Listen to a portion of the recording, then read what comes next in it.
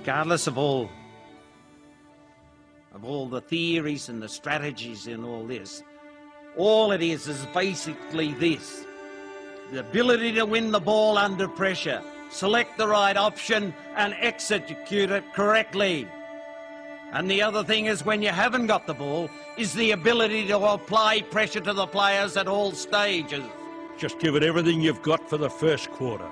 Just play the first quarter as though it's the last thing you're going to do on earth. It's going to be a whole waste of 10 months of hard yakka between you and your mates if you don't, and they don't, at every instant, give of their best.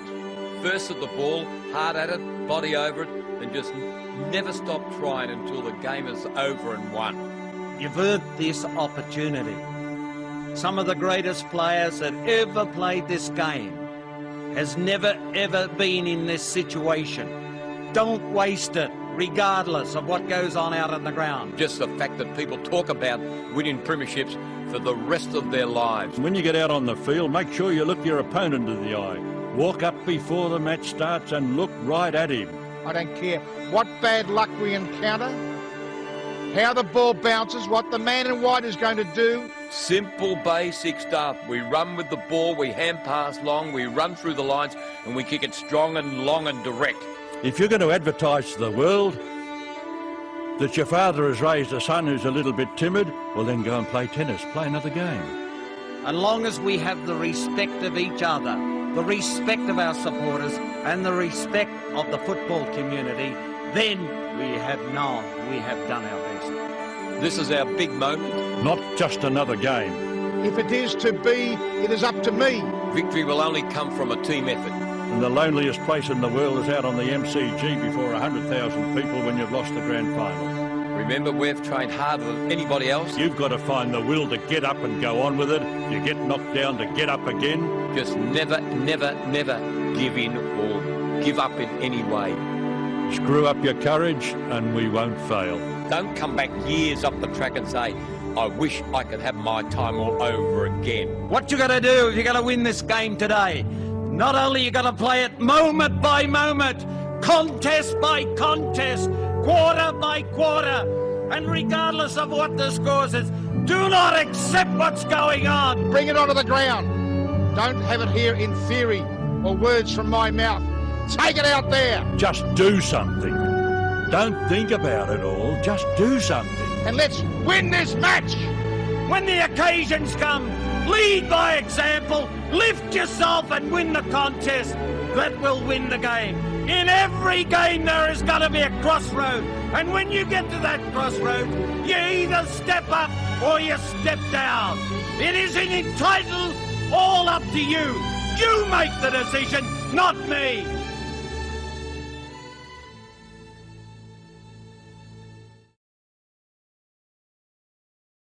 Ball, they try to scrubber it out of defensive 50. In the end, Sellers again on the end of it. It lands in the lap of Seach in the goal square. Kick goes the way of Uni Blues. Advantage paid. Long ball in the Fasolo direction. Well done by the Scotch defender there in Brown. Affect the switch. O'Shea, one link in the chain. He waits it perfectly for Gleeson, but he waited. Caston did well. Got a fist in there. Blues through Hayes. Tried. Best on.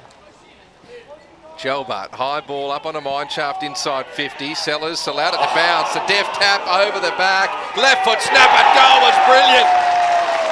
Umpire called play on. Henry Brown gave off a hospital hand.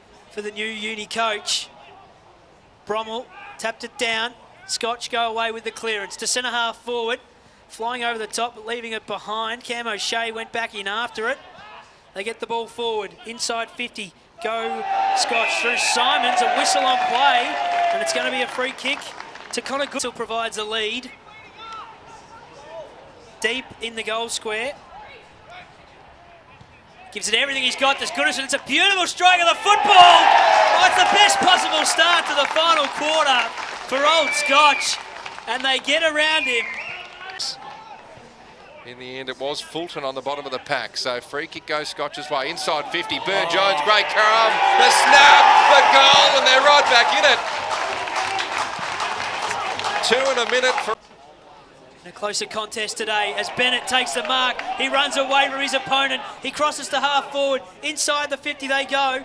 Punching that away is Nagel, trying to do his own roving, left it behind. Burne-Jones buried back in after it. Now taking that tackle was Cooper Harvey. It comes back though. Scotch have got the numbers. And they keep this in. Long thumping kick inside 50. Hansel's got the sit. He couldn't take the mark. Goodison's doing the roving, doing the snapping and hitting the fat bit of the post. I think we're there. Guided down by Cordy. Quick kick out of the pack was well marked by Dennis. At McQueen Park. Cordy nudged his opponent in that ruck contest and Burne-Jones tells him all about it. He's half his Scotch attacking into the ground. Jeremy Goddard's actually been really good. He was clean on that occasion as well. Gave off to Gleeson, who tried to kick out into the path of a solo. His direct opponent there was Jack Brown, who did really well to paddle in front of himself, make sure he didn't allow anyone in.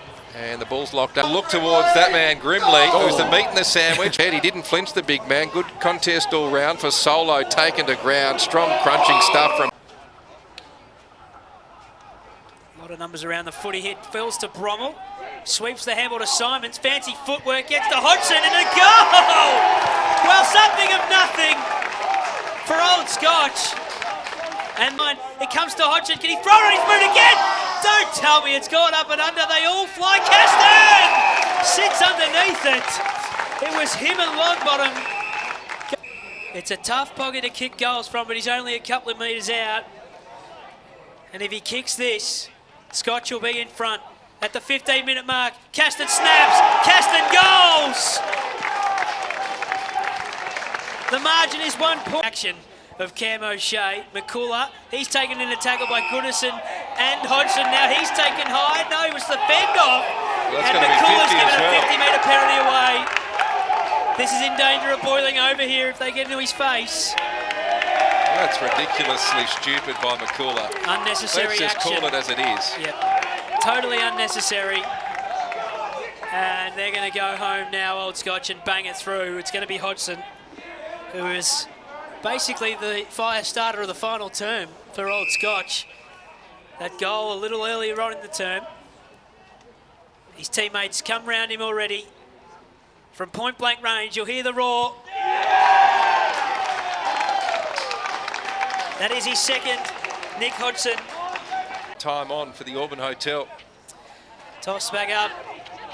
Simons with a bit of fancy footwork. He shoots towards goal. Oh, they're home now, you would think. Back up straight away. Cordy won it down. Free kick's been found, going the way of Aiden Frenetic. Too far out to score, but you think he'd have to give it everything he's got or just set it up the top of the square. He's going to pump it in long. It's going to go all the way. Aiden Frenetic! How about that? He gave it everything and Scotch have taken back the lead. Well, this is extraordinary.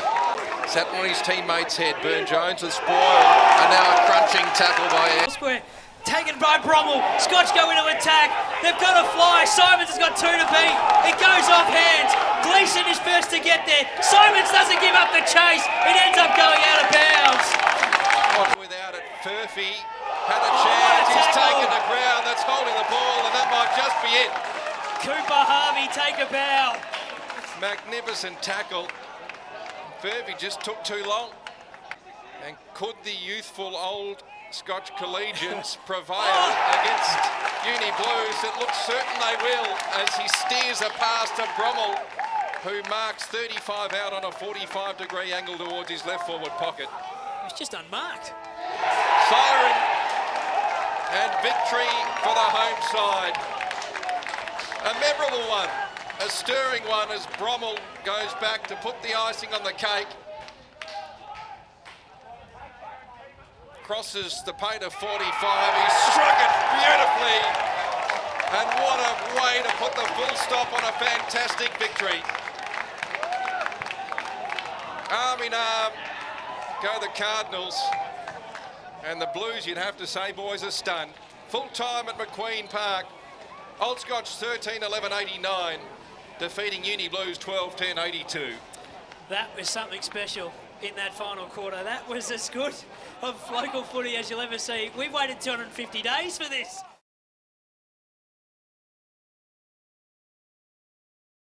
The centre, Aidan Frenetic will go up against Joey McCullough. Andrew Jalbert, the captain of Old Scotch, is in the heart of the centre square as well. We're almost set to go. Umpire holds the footy aloft.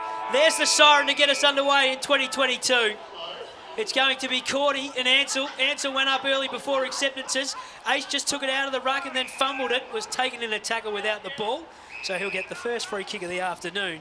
Tommy Blenheim, the man giving that away. So the dual Woodrow medalist, Ace Cordy, in the heart of Camberwell Sports Park. Just a shank with the right foot. Off hands towards the top of the goal square. Here's Sam Grimley going off the ground. Did it go out of bounds on the full? I think it has.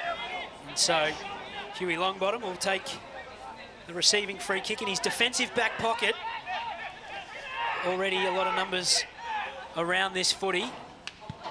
Longbottom goes long up the line, just over the cricket nets. It goes off hands and out of bounds. Ball going to be tossed back in. We've gone 40 seconds in the season for Melbourne City Toyota so far as Tristan Fernanda throws the headset on. Good to see you again, Tristan. Boys, always a pleasure. Good afternoon to you. Good afternoon to everyone out there. Isn't it great to have VAFA footy back? And on cue, the weather has hit us and footy season is well and truly upon us here in Melbourne as Cordy was dispossessed by Ansell. Nice tackle by the big man. Gelbart on hands and knees. Got the hands free to Seach. He was set upon and we'll see another stoppage. Ball tossed up as the ruck's engaged. No clear possession getter until Frenetic just carved a passage, spun it round the corner towards right half forward. Race is on. Doing well there for Scotch was Sellers. Ball in dispute. It's tight, it's tough as you'd expect early. And the ball locked in. Not far away from the Uni Blues race. We'll see it tossed up about 65 out from the Scotch goal. Good to see you again, Tristan. Last time you were here, Anzac weekend of 2021. Great to have you back on RSN Carnival throughout this season. Gelbart put his head over the football, left it behind. It's just bobbing about the place at the moment. Flicked up towards Cam O'Shea. Might have been a throw. Scotch will take the advantage. Kick goes just along the ground in there from Hodgson. Whistle on play. The umpire's found a free kick in all of that. It's going to go to Cam O'Shea, who will go to his opposite defensive back pocket to Merrick Buchanan, who's just watching it run away from him, and it ends up going underneath the scoreboard. We've gone 1 minute 41 in the opening quarter of the season. So I heard a fair bit of your pre-match discussion, and the thing that strikes me, and granted I will pledge my allegiance early on to Old Scotch. I mean, the way we'll call is simply down the line, but there's a number of new faces, 15 players under 22, a number of whom are straight out of school. Such has been the reason for a number of jumper changes from the team list originally provided. They didn't get a jumper delivery, apparently, the Cardinals, so someone might lose their job for that. Anyway, play continues. Left forward pocket for the Cardinals, right underneath the scoreboard on the Bowen Street side, escorted over by the new captain, Andrew Gelbart. Big shoes to fill after the departure of Gene Vandenbroek to University Blacks, but he has been a stalwart of the football club. Boundary umpire wastes no time. Cordy took it out of the ruck, tumbled it forward for Solo, nudged under the ball well. And Scotch with numbers out the back. Longbottom fed Ben Hayes, who went round the body towards centre half forward. No mark taken. Chance emerges there for a Scotch player in Dennis. It's like a cake of soap, as you'd imagine, given the greasiness. Uni Blues could prevail, although it was a bit of a hospital handball there. Eventually they squeeze a kick out towards the Bowen Street wing, and the mark taken by Holtgren. So he's on the wing, as Christian said. It's gone out of bounds, wide one, just in front of the cricket nets. Camberwell Sports Ground. Very wet early, Liam. Absolutely, it is a tough footy down there at the moment. It's blokes slipping all over the shop, and it's brisk, Joe, very, very brisk. So Scotch will bring this footy back in through Longbottom, just a short chip 15 metres forward. And Frenetic's got the football now. Half-back flank will just go back to Longbottom, 15 metres further afield. And he'll come backwards into his defensive 50-metre arc to Jack Brown. He'll switch the play to Will Griffin. And another one and they're out. This time it's Richter Salter. Interchange side of the ground. He just gives it everything he's got. Cam O'Shea came across with the intercept, and Burn Jones is going to receive the free kick for a high one. Interchange side of the ground at Old Scotch. No score as yet. 4 minutes gone. All for Melbourne City Toyota. Lockie Burne-Jones sends Scotch into attack. Pack forms off hands. The umpire's found a free kick in all of that. And it's going to go the way of Tyler Sellers, Tristan. Indeed it is, at right half forward, low ball towards the pocket, Pack forms, no mark, off hands, Uni Blues with numbers at the fall of the ball, they try to scrubber it out of defensive 50, in the end Sellers again on the end of it, it lands in the lap of Seach in the goal square, and he hammers through the first of the afternoon. Nothing less than the Scotch boys deserve, you'd have to say. On the balance of play, they've been tight, they've been tough, and they've been clean in these conditions. They advance to 1 straight 6. Uni Blues yet to score. We tick over 4.5 minutes. And this match of the day for Mequacare, a leading not-for-profit organisation with a reputation for excellence. Free. Call them now on 1800 163 292 or visit mequacare.org.au, Liam. Certainly started the better. Absolutely, Scotch first goal on the board, and look, running into an open goal doesn't get much better. So look, Blues pretty favoured, but first goal for the underdogs and the youngsters. Well, we heard Mark Nat in the pre-game say they're going to have an absolute crack and a red-hot dip all afternoon. Last time they were out here, these two sides, Scotch got the points by 21. Uni Blues had a day to forget, kicking 18 behinds. Really struggled against the youthful exuberance of Scotch. As Cordy won it down, it's going to fall into the path of Frenetic. He left it behind. A string of handballs. They just get boot to ball, and it goes to the wing. Now a free kick's been found in all of that, going the way of Scotch. It was against Marty Gleeson in his first outing in his new side. Switch of play. They're inside the heart of the centre square. Rick DeSalter chisels the ball forward. It's a beautiful kick. And Scotch are going to go back and have another shot at goal through Lockie Burne-Jones. Yeah, that was a dart on the left boot from Rick DeSalter. Really nice stuff. Kept it low. Now Lockie Burne-Jones, goal kicker. Last year played in defence. Didn't get many opportunities to do what he does best. The number 30, he'll probably have to kick it all of 45 metres. Crossing the paint of 50 now. He shoots towards goal. It's not going to be a score.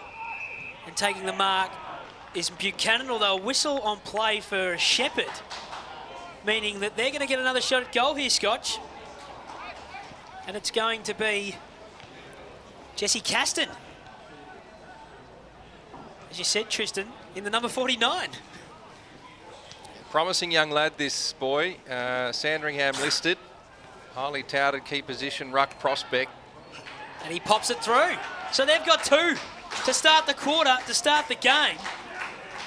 And it's the best possible start for them, Tristan, given, as you mentioned, 15 kids basically today. The baby Scotch out here. 2 straight 12. Uni Blues are yet to score, and it's all for Melbourne City Toyota in this opening quarter. Can't question their endeavour early on, the Cardinals. Interesting to hear the assertion about the strong bodies ultimately gaining ascendancy. It's going to be fascinating to see how much they tire as well. Scotch probably fancying themselves to outrun Blues if they are to try and find an advantage in this game. But that is the best possible start, as you say, Joe Pignataro, here on VAFA Match of the Day footy. Great to have it back for season 2022. 2 straight Old Scotch. Uni Blues yet to score. Brommel. He's a young man on a mission as well. Comes with big raps from a former school coach of his, Rupert Wills, formerly Collingwood listed. Speaks very highly of his calibre as a player. He won't shirk an issue. So we'll hear more from him in coming weeks and years, you'd think. Throw in front of the Uni Blues bench. Between wing and right half forward for Old Scotch. Attacking the Bowls Club end in this opening quarter. Cordy won it down, spiralling kick forward. Rick DeSalter looked to be the loose man. Handballed free, but Blues were hot with the pressure. Good tackle came from Caston, centre of the ground. Bennett, bit of pinball there. No clean possession. Brown knocked off it. Chance emerges for Rick DeSalter. Just has to gather cleanly, and he had just that double grab that allowed a couple Blues, one of which was Swanee, to set on him. And the ball will be tossed up. Outer edge of the square, Bowen Street wing, and Scotch 12. Uni Blues yet to score 8 minutes into this opening term for Melbourne City Toyota. So Cordy won that one down. Then McCulla's handball, just an up and under. Come charging through, was frenetic off the ground. Fortune favours the Brave to Burn-Jones. O'Shea couldn't quite take the mark, so now they're going at it at ground level. Here's Lockie Burn-Jones again. Been busy in the opening few minutes of this game. Ball just bobbing about the place. It ends up now with Scotch, and the handball ends up now with Goddard, who intercepted it, although it's been smothered. So Frenetic will turn around and thump it towards the top of the goal square. Ansell's down there in a contest. Off hands, they do the roving. Scotch can run into an open goal, and they can almost bang home their third. Geez, a bit of comment on the goal line. It's ended up being rushed through. They're all slipping over down there. It was Seach and Harvey, and ended up being rushed through for one behind. So 2-1-13. Uni Blues yet to score for Melbourne City Toyota. They bring it to the interchange side of the ground. Scotch have got the numbers. Will they keep this inside the field of play? No, they take it out. So reset in front of the Scotch bench, Tristan, where they lead by 13 points. That they do. 9-minute mark opening term for Melbourne City Toyota. Oh, what a feeling. And yes, we've been saying that a bit about the return of VAFA footy. Isn't it great to have grassroots footy back, and a decent crowd building here at Camberwell Sports Ground. Toss back in. Cordy too strong. Took it out of the ruck. His kick not all that effective. Chance for Stubbings. Met it at speed, then was thrown off. An umpire called play on. Centre half forward for the Blues. Frenetic almost had his legs taken from underneath him. Umpires plucked out a free kick prior to that. It's going the way of Buchanan, about 45 metres from home. He bounces to his feet. He kicks towards Grimley. The leading lane opened and actually stuck like glue. In these conditions, it's no easy feat. And he marked 20 metres out, all but directly in front. It's a goal kicker, Sam Grimley. Expect this one to end up 40 metres behind the goals too if he kicks through it. Tristan? Yes, a thumping kick of the footy. One they desperately need, just to steady Blues. And he punches it through. High fives all round, and they're on the board. One straight 6. They trail Old Scotch 2-1-13, ticking up to 11 minutes. Opening term for Melbourne City Toyota. And you just get the feeling if they can get that delivery, the mismatch in size is going to be a bit of a challenge, especially given that reach that he possesses. Pretty excited to see these two go at it. Sam Grimley, good grab there. Will Griffin manning him today in the Old Scotch backline, but it's going to be a handful for Griffin, no doubt about it. And look, that goal was sort of won against the grain a little bit. Old Scotch have dominated time in forward half so far. But look, still just trailing by 7 now, the Blues. Around the grounds for the McQueen Financial Group, Old Brighton have got off to their best possible start. 2-1-13 leading Trinity yet to score. Caulfield and Collegians are locked at 1 goal apiece so far. The Snow Dogs trailing Zavs by 7 points. And over at TH King Oval, it's 2 behinds to 1 in William Buck Premier. To start proceedings in 2022, we're back in the centre. Cordy won it down. They get the clearance through Carr. Uni Blues go inside 50. Now here's for Solo. It's bouncing away from him. And the boundary line will beat everyone and get it over the line. They do, Liam, seem to get a little bit more dominance in the middle. Early days, of course, with Ace Cordy in there so far. Absolutely, yeah. He's a serious player, Ace Cordy, as we see again him go to work. Ball going to be tossed back in. Cordy's going to do the ruck work. He's come down for this one. Sets up and structures around the stoppage. Ball falls short for Solo now on hands and knees. Will bend down, pick it up, get the handball out to Holgren, to Carr. Outside 50, Buchanan will send it back in. High ball to the goal square. Grimley's got it all to do. It falls off hands. McCullough kept it in. And then he's ended up kicking it out of bounds on the full Joey McCullough. You can hear the roars of the Scotch fans. They enjoyed that one very much. And it's going to have to be brought back in their defensive back pocket in front of a healthy crowd, Tristan, that's turned up today. Certainly is. And that attempted goal, Ed Langdon-like last night. He probably gave him licence to have that ambition after the success story last evening. That's goal of the year, isn't it? Surely. It'll be very hard to beat, I'll tell you that much. Surely. And we're just awaiting the return of the ball. Hugo Brommel to take this resultant free kick.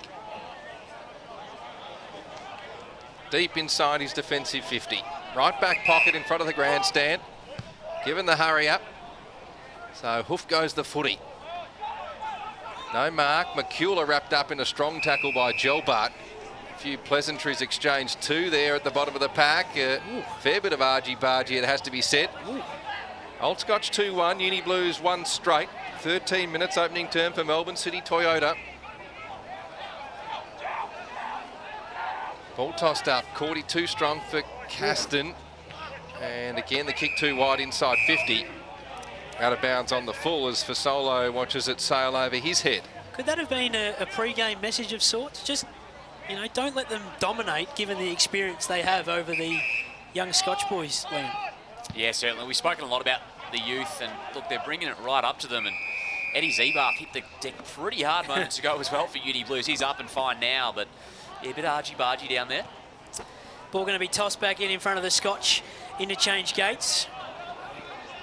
Guy Martin and Mark Nat ringing the changes on the bench. Coaches today, Scotch and Uni Blues, RSN Carnival bringing us this game. All for Mekwakere. Again, Goddard put his head over the footy, and the umpire says, I'll have it. Half forward flank, Uni Blues are in attack. Cordy one down and then just jumped on top of two Scotch boys at the bottom of that pack.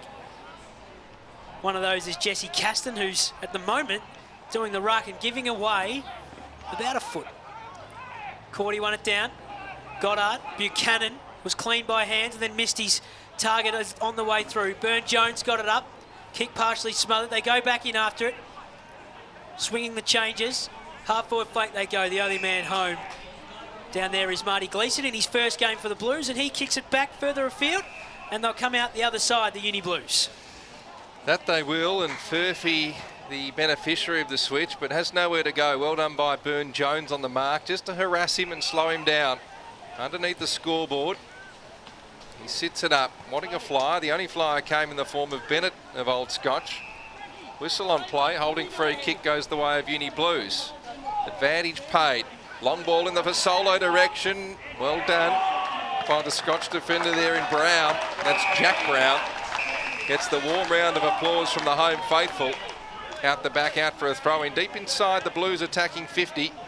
Left forward pocket, 25 from home. Old Scotch 2-1. Uni Blues 1 straight 6, 16 minutes opening term for Melbourne City Toyota. Seems to be holding his own so far, does Jack Brown, in defence on Fasolo. They've had a couple of contests already after 16 minutes. Caston won this one down, and they can swing out the far side of the ground through Stubbings. Just put one juke up and took that mark in the defensive back pocket now. Old Scotch, they'll come back to the defensive goal square. Rick DeSalta right on the goal line. Took the mark. That kick came back to him from Ben Hayes. And now Rick DeSalta will send it back from where it came. Gave it everything he could just in front of the cricket nets. That's a terrific mark out there by Jack Brown. We'll turn around. They'll send it on. They continue to run, the Old Scotch boys. They're not going to stop today. They put it into space underneath the scoreboard. First to get there is going to be Paddy Hayes. Then he left it behind. And Scotch have got the numbers to gather this in. They can pirouette, send themselves forward. Whistle on play. A free kick has been found out there, and then Paddy Hayes has been decked. The umpire said no, it's still going to go the way of Scotch. And Burn-Jones. No, it's not Burn-Jones underneath that scoreboard. My apologies. Just trying to pick up who that might be out there. Angus Simons is standing underneath the scoreboard. Wastes no time, runs around, puts it on his right foot to the top of the goal square. Big pack forms. Off hands, it's still bouncing around in there. Trying to keep this up is Crocker. A lot of numbers around this footy. Throw a blanket over about 15 of them. The umpire will have the ball. Top of the goal square. We've gone 17 minutes for Melbourne City Toyota. It's 2-1-13 to 1 straight 6. So ball tossed up. Old Scotch is attacking goal square. A lot of players around the footy. Goddard, a quick kick out of the pack. There's Hugh Goddard. Only as far as Henry Brown. Interesting there, it wasn't 50, unsure what the umpire was assessing as he gave off to Rick DeSalta, who had a ping from around 55. Punch to the front of the pack. O'Shea clean hands. Uni Blues full of running. Now they kick blindly, almost rugby union-like, and the race is on. Open spaces, Bowen Street side, and a big contest there. Strong bump came from Quinn. But Scotch had the numbers as Stubbings, I think it was, dusts himself off, and they try and affect the switch the home side, and they do it nicely as Griffin guides it to Richter Salter, who then kicks laterally towards the tip of his defensive goal square. They come out the other side, and overcooking that was Stubbings, and out it went on the full. Quinn to take the resultant free kick. 70 from home at right half forward, Joey. Plenty of feeling in the game early. Hayes smothers the Quinn kick in, then left it behind. Opened the door for the Blues to try and make something of this, although Frenetic was strong in just holding up play. Whistle, though, he's going to be penalised for holding the football. Not much leniency in these conditions from our umpires today. Charlie Furphy will take the free kick. He's about 60 metres out from home in front of the cricket nets at the Camberwell Sports Ground. He'll just set it up and look for Grimley, who's got it all to do with 4 Scotch boys around him. Richter Salter's going to track this back to his defensive goal line. He's taken in a tackle by James, and it's ending up going over the boundary line. Umpire's going to throw this football back in, right next to the behind post. Broadcast end of the ground. 19 minutes gone, 13-6 in favour of Scotch for Melbourne City Toyota, the opening quarter. Ace just took it out of the ruck, put the handball into the path of G, then left it behind, and over it goes. Tell you what I'd be doing, gents, now that Cordy's a tad fatigued, I'd be getting Ansell onto the footy. Just has that strength to go toe-to-toe with him. Caston, the young man, understandably tired as well. And going with make him work for it. And going with him for a couple of minutes. Here's Ace again, and Caston. Ace won it down. Richter Salter, watch it go past him. Cries for maybe throw it in and in the back, but none doing. For the third time, it'll be thrown in again in the same spot, Tristan. Well, we'll see if we can break it up. Fair old arm wrestle. Good start by the home side. Uni Blues have found their feet now. 1 straight 6. They trail Old Scotch 2-1-13 as we tick into time on. Cordy took it out of the ruck. He's wrapped up in a strong tackle by Frenetic. Taken to the turf, and the umpire calls for a ball up. Good strong footy. Wastes no time. He got Caston out of the way quite easily, did Cordy. Just threw him away. Stubbings off a step. Kicked blindly in the end, and no one in particular. They come back inside 50 Blues. Here's Blenheim. Picked it off a few hands and kicked out towards the Bowen side of the ground. Chance now for the Blues. Fulton in the vicinity. O'Shea ends up with it. Kicks towards attacking 50. Over the head of Caston. Grimley used his body well just to guard the drop zone of that bounce. Topo came forward. G tried to grubber it through, I think it was, going to ground. He missed narrowly, and just the minor score. Good pressure by the Scotch defenders. Unlucky for Blues. 1-1-7. They trail Scotch by 1 straight kick. 2-1-13. Melbourne City Toyota bringing us this opening term. Stubbings will do the kick-in duties. Gives it everything he's got to the half-back line. That's a terrific fly. Couldn't quite take the mark, though. Matt Crocker will take it for Blues. Got it up to Curran to Carr. Got boot to ball, just an up-and-down sort of kick. Curran goes off hands. We're going to throw it in just inside the arc for University Blues as we quickly go around the ground. So McQueen Financial Group, Brighton have started the better of Old Trinity, 17-0. Caulfield have got the opening goal against Collegians. Zavs are 1-5-11 and St Kevin's 1-4-10, leading Melburnians 1 behind. Tossed back in. Grimley to do the ruck work. Won it down. Frenetic first to get there for Scotch. Left foot ball. Buchanan sits underneath it. Took a comfortable mark in the end. And he'll send it back in, although he sort of wants to just slow it down a little bit and try and pinpoint a target. A lot of pointing going on. Gelbart smothered, gathered it cleanly. The old 1-2. Now it's off to Frenetic. Scotch are running in numbers. Stubbing got hands to it. Oh, taking a very strong tackle without the football. It's going to be a free kick to Scotch and going the way of Nick Hodgson. Half-back flank will send Scotch into attack. Just as Uni Blues looked like they were going to get off the chain.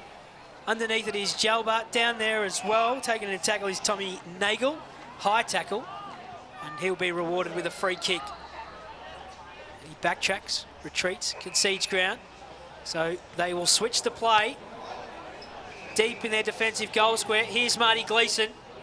First game for Blues today. Goes looking for Mark James. In a contest over the back is Tom Quinn. Watched it go over the boundary line. We've gone 22, nearly 23 minutes in this opening quarter. 2-1-13 to 1-1-7. Liam, if you had to pick a side now who's looking the better, who are you thinking? Old Scotch for me. They are up into this game for sure. And look, had the run of play for mine. Ball's been in their half most of the game, and it's a wet day. So once you get an inside 50, it feels like the ball's sort of staying down there for 2 or 3 minutes just about. So metres gained huge here. Sellers fashioned a kick for Old Scotch out of that ruck contest. Gave off to Brown. That was Henry Brown. Kick up towards attacking 50. No one at home, and Gleeson takes the relieving mark. He sees someone out of the corner of his eye. His kick was pinpoint. Found O'Shea full of running, who tried to steer it towards the chest of James. Punched away well by Bennett, who then just caressed him down to the turf. Also there for Old Scotch was Harvey. And the ball tossed up. Henry Brown hit it at speed, got his hands free to Cheney Burne-Jones round the body.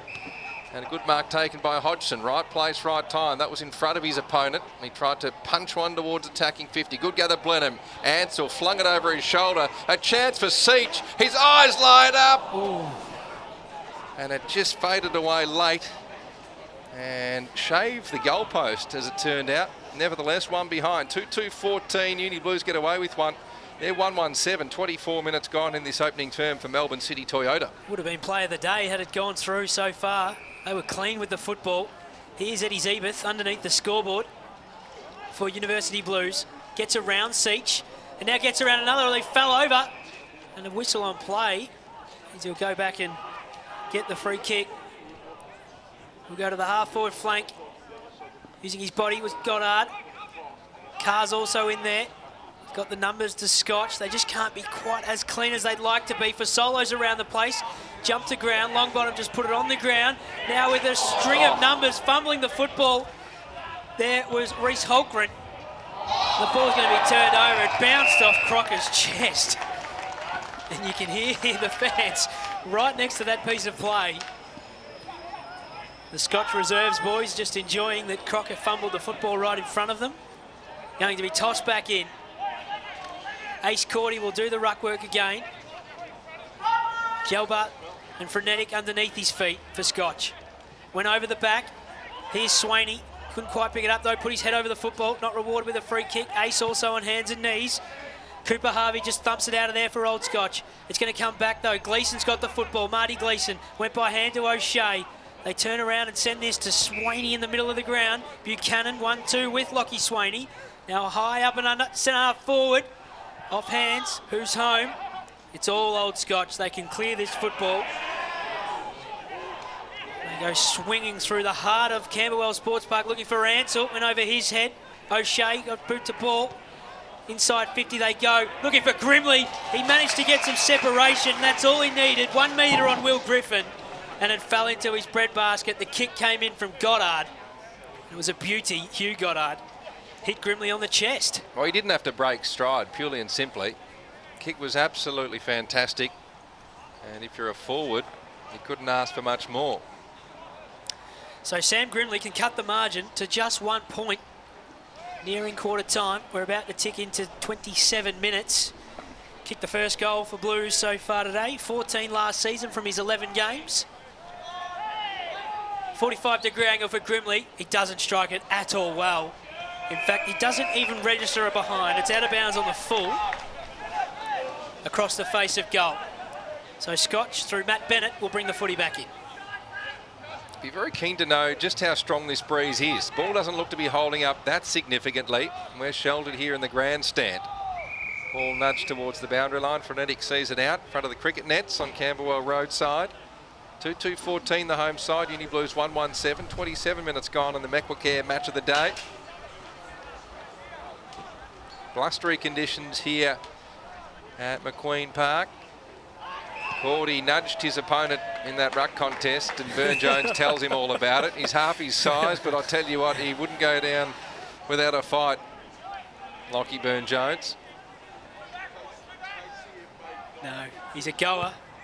Always has been, hasn't he? Sure, he's one of those players that opposition supporters just despise. Opposition players even more.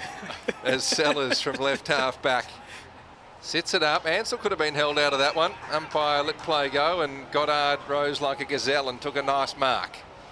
He'll look to kick laterally. They want to affect the switch. O'Shea, one link in the chain.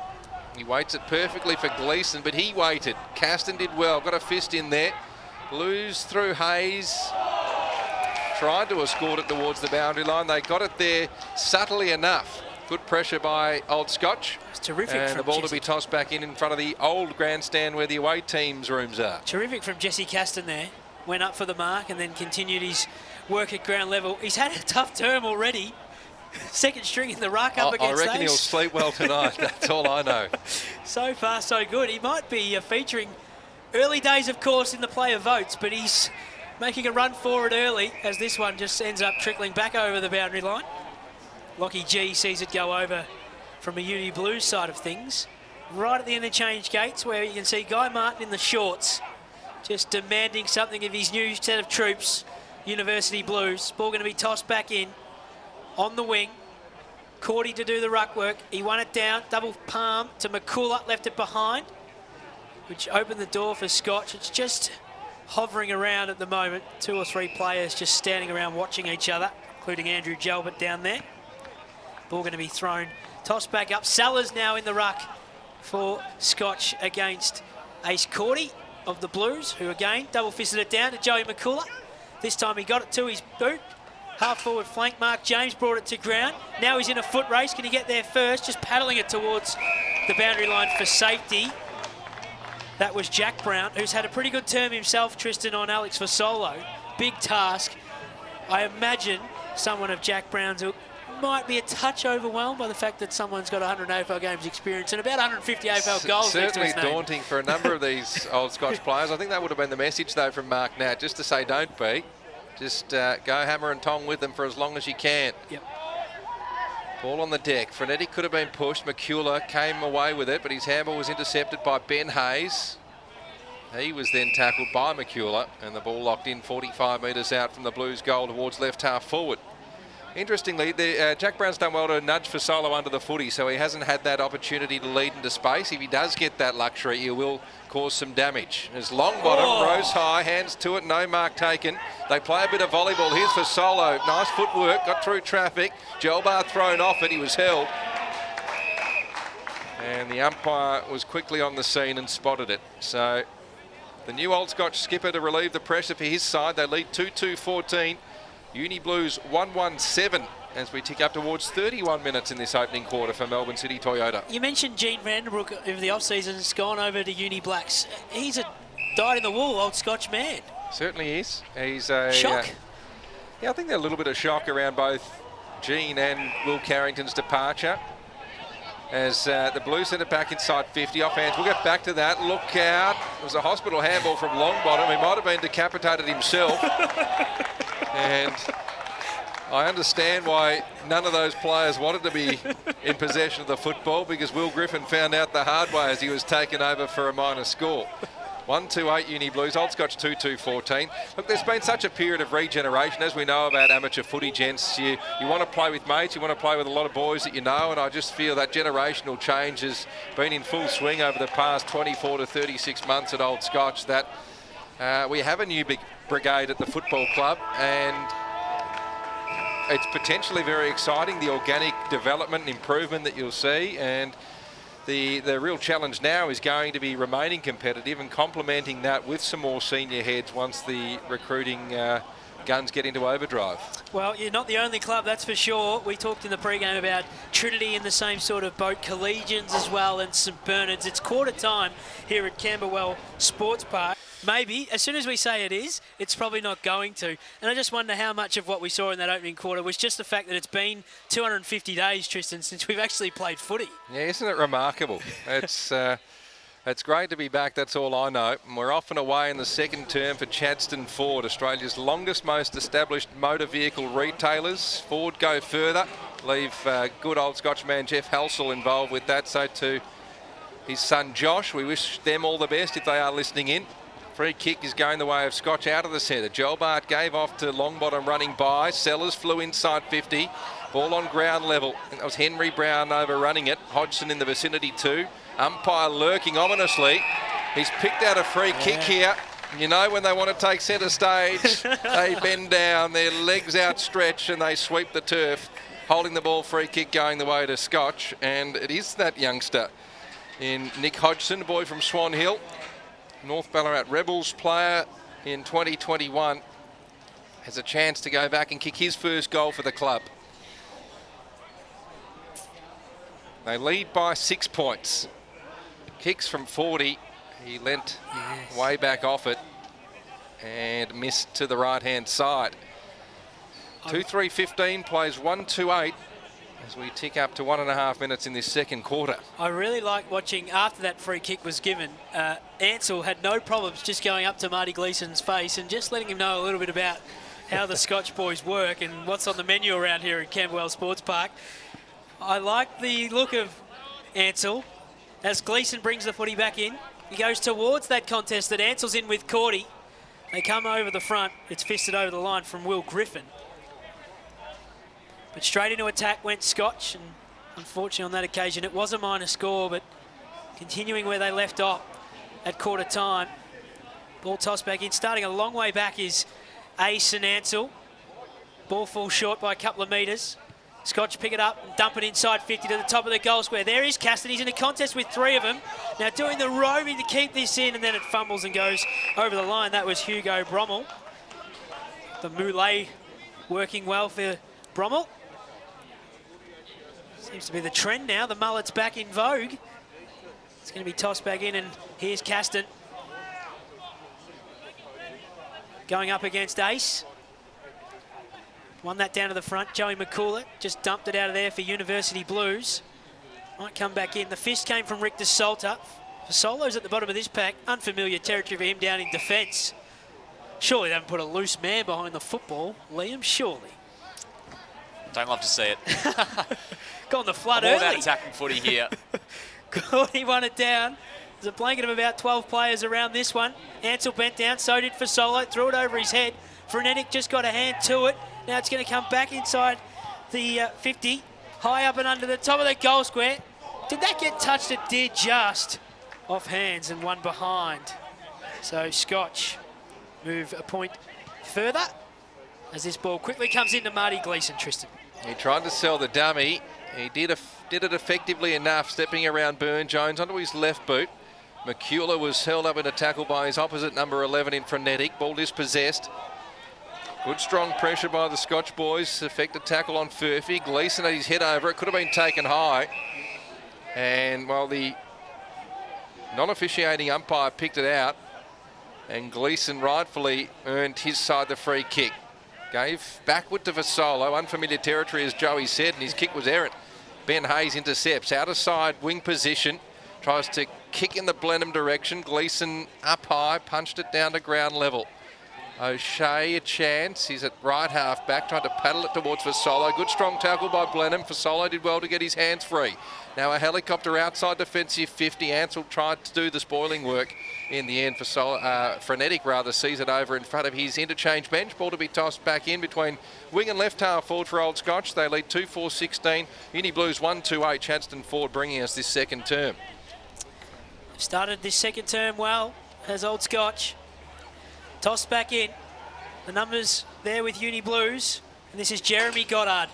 Goes to the half-forward flank. Grimley's out there. Rick DeSalt is going to watch it trickle over the boundary line. Going to be tossed back in. So we've gone nearly 4.5 minutes. 16-8 in favour of Scotch. 2 goals 4 to 1-2-8. Scrappy sort of afternoon and day for football. Bit of rain around Camberwell for most of the morning. Umpire going to throw this one back in. Cordy wins it down. Again, not quite clean enough is Eddie Zeebeth, taking in a tackle. Still managed to fight his way through that. And they're inside the heart of the centre square now. Cooper Harvey wrapped up in a strong tackle. We'll have a restart. A lot of stoppages today. Plenty of opportunities for Ace to win some hit-outs. On that occasion, just fisted it forward. Crocker's handball missed his target. Just bubbling about the place. Burn Jones is at the bottom of this with Charlie Furphy. Heart of Camberwell Sports Park. Good crowd building. Local football returns today. Old Scotch up against University Blues. It came out now to Goddard. He goes chiseling the ball for Quinn. He's in a contest with Rick DeSalta, who won the day. His handball was partially smothered and ends up going over the line. That was Reece Holtgren getting it out of bounds. Just something Old Scotch has to be careful with. They were quite narrow with their stoppage set up there. They didn't have much width, and it was squeezed out to the wingman being Goddard and got themselves in strife. So it's an area we identified as them maybe challenging the Blues in terms of that outside run. So I think it's going to be vitally important they do maintain that shape. As it's tossed back in front of the away change rooms. Scotch by 8 points. Reckon that scoreboard changed after we gave it a glance a few moments ago. So we'll have to double check the score at half time. Burn Jones in there, whistle. High free kick goes the way of Jeremy Goddard. Right half forward, 65 from home. Kicking to the Bowls Club end, he sits it up. His kick was perfect. And once again, this man Grimley causing a few headaches. And if you give him that much space to lead into, you're going to be up against it to affect any sort of spoil. He marked 35 out directly in front. He wasn't challenged too much on that marking attempt, was he, Tristan? But just needed to initiate some sort of body contact to try and block the run earlier. Obviously, you need to do it a little subtly, but that was far too easy. He has been the danger man in that part of the world for Blues so far this afternoon. Kicked their 1 goal of the afternoon. He's now kicked their 2nd.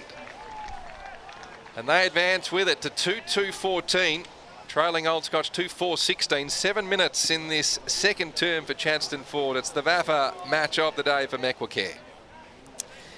Yep, they just opened the door. We saw that again in the first quarter a couple of times. There's just enough room for Sam to run into his leading lanes. This is the high-tech terminology now, leading lanes, and just been able to stick it in the jukes. Good experience today for his opponent too throughout this season. Some great centre-half forwards in our competition, and Sam's making himself one of those since joining last season. Back in the heart of the centre square. Caston jumped over Ace and then tapped it straight into Ace's breadbasket. Got boot to ball, did Cordy. The string of handballs and Scotch are out. Interchange side of the ground. The kick though, the wind just takes it enough that it ends up going out of bounds on the full. So Goddard will take the free kick for University Blues. This is Hugh Goddard in the number 15. We'll go to the wing. Went up before acceptances did Hodgson and end up giving away a free kick for doing so. So Mark James will take the free kick. Goes back and gives it everything he's got as Mark James. Goes looking for Grimley. He's got 3 to beat. Also standing under that was Reece Holgren. That's a great mark. Give that one a McQueen Financial Group Mark of the Day contender. He quick turned and goes, sent it inside 50. For Solos at the bottom of the pack, not doing much with the football. The umpire said, I'll have it. In the pocket. Tennis court side of the ground. Just around near the away interchange gates. As Caston and Hodgson both wrap up. Jeremy Goddard on this occasion. Secondary stoppage. They win it down. Hodgson, can he be clean with the football? Just threw his hands away from it. O'Shea got boot to ball. They've got the numbers to Old Scotch, and they can come out the other side of the ground through Ben Hayes, sweeping the handball. They go to half forward now. Carr's in a contest. Down there with Sammy Seach. Couldn't quite take the mark. A lot of numbers as the ball just bounces around the place. Swaney's there, left it behind. Coming back after it was Holgren. Mark James just put boot to ball. It fell into the breadbasket of Tom Quinn at centre-half forward. He goes inside 50 looking for Grimley. Got some separation and space. It's just bouncing away from him. He's clean though is Sammy. He puts it on the right boot towards the top of the goal square, but it's fading. And one behind. That would have been some snag if he'd have got that. Gee whiz. Taps it on. Nearly gets it from the boundary. Showing what he's got in his trick bags. Sammy Grimley early on in the season. 2-4-16 Old Scotch. Uni Blues at 2-3-15. Our second term is all for Chadston Ford. Go further, Tristan. Indeed. As we go around the grounds for McQueen Financial Group in Premier B, Bo Morris 7 straight leads Fitzroy 3-1-19. Williamstown by 4 points over Old Carey. Uni Blacks 3-3 plays Ajax 2-1. And Old Haileybury could be a force to be reckoned with this year. 7-2-44. D-Lar 2-3-15. Another side that's full of youth, the D-La Salle boys, as Brian Waldron told the podcast earlier on in the week, Tristan. They love the youth policy at some of our football clubs. Toss back in. Cordy. Here's Hodgson. He's had a good couple of minutes. He goes to centre-half forward with a chiselling ball. They weren't clean with it, though. Marty Gleeson now. Just fancy footwork. Goes onto that right boot.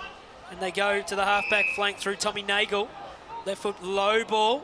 Carr's got enough time to bend down and pick it up. Go to the wing with the kick. Richter Salter stands under it, took a great mark. Give that a McQueen Financial Group mark of the day. We'll send it back to centre half forward. There's Carr with a strong fly. Rather, it's Goddard. Hugh Goddard, McQueen Financial Group mark of the day contender. And he wants to be quick with the football. Hayes trying to keep it in. Jeremy Goddard takes him over. They nearly bowl the umpire over as it ends up going out of bounds. We're starting to see some big marks taken, Liam. We are, certainly are. Good mark there from Hugh Goddard here at centre half back. Jeremy Goddard now to take the receiving free kick. His kick, though, is going to go wide, off hands and out of bounds. 16 to 15, 11 minutes into the second term. Mequicare bringing you the RSN Carnival VAFA match of the day. So the ball will be thrown back in front of the Uni Blues interchange area. Caston front position, did well to keep it in front of himself, tried to palm it down, then was forced to do the tackling work. Brown of the Henry variety wasn't all that tidy with the tackling attempt as it squeezed out for Solo from a tight angle. As a ping, if you don't mind. Welcome back, Faz. He pulled it out of you-know-where, but he's prone to doing that. And the Blues hit the front for the first time this afternoon. 3-3-21 plays 2-4-16. Goal of the day contender for United Petroleum. United is an independent Australian-owned petrol and convenience company which offers customers premium quality fuels and competitive pricing Australia-wide. And that there is going to be very tough to beat. They're just looking a little bit cleaner as it gets a little bit drier out there, Uni Blues. They are, they really are. And gee, goal of the day contender, absolutely. That is going to be hard to beat. Alex Fasolo, that's what you come to watch the Uni Blues play. Unreal. Well, he kicked 24 last season and they're about to go again. University Blues from the centre, although this one just bounced away from Joey McCullough. He's going back in after it now. Gleeson left it behind. They've got the numbers through Furphy. McCullough just goes off the ground. Only goes 20 metres further afield, and their Scotch are going to intercept this footy and go to the wing. Just over the top of Gleeson's head. They can go inside 50 now through Tyler Sellers. He'll put it on his boot, go to the top of the goal square. Ansell's down there in a contest. O'Shea comes across to help him out, goes off hands, and another behind. So Uni Blues have the lead for the first time this afternoon through the Fasolo goal. 3-3-21 to 2-5-17. Gleeson brings it back into Buchanan, and one more to Goddard on the paint of 50, and he'll switch the play and come for Nagel. Burne-Jones closing quickly, and then made Nagel earn it by putting him into the turf. Play continued to go, and now it's on the interchange side of the ground. It's with James Curran. New man to this Uni Blues side is James Curran. Kicks up to half forward. Didn't quite take the mark, so it'll come back from where it came, and Ansell, all on his own, took the mark in front of James Carr. Looking for some overlap run to come. They get it, they go inside 50. From the back, couldn't quite take the mark, and Nagel and Hayes can wax lyrical back there, the two of them. And again, Lockie Burne-Jones puts Nagel into the turf after he gets rid of the football. It falls to Goddard, and Uni Blues are away.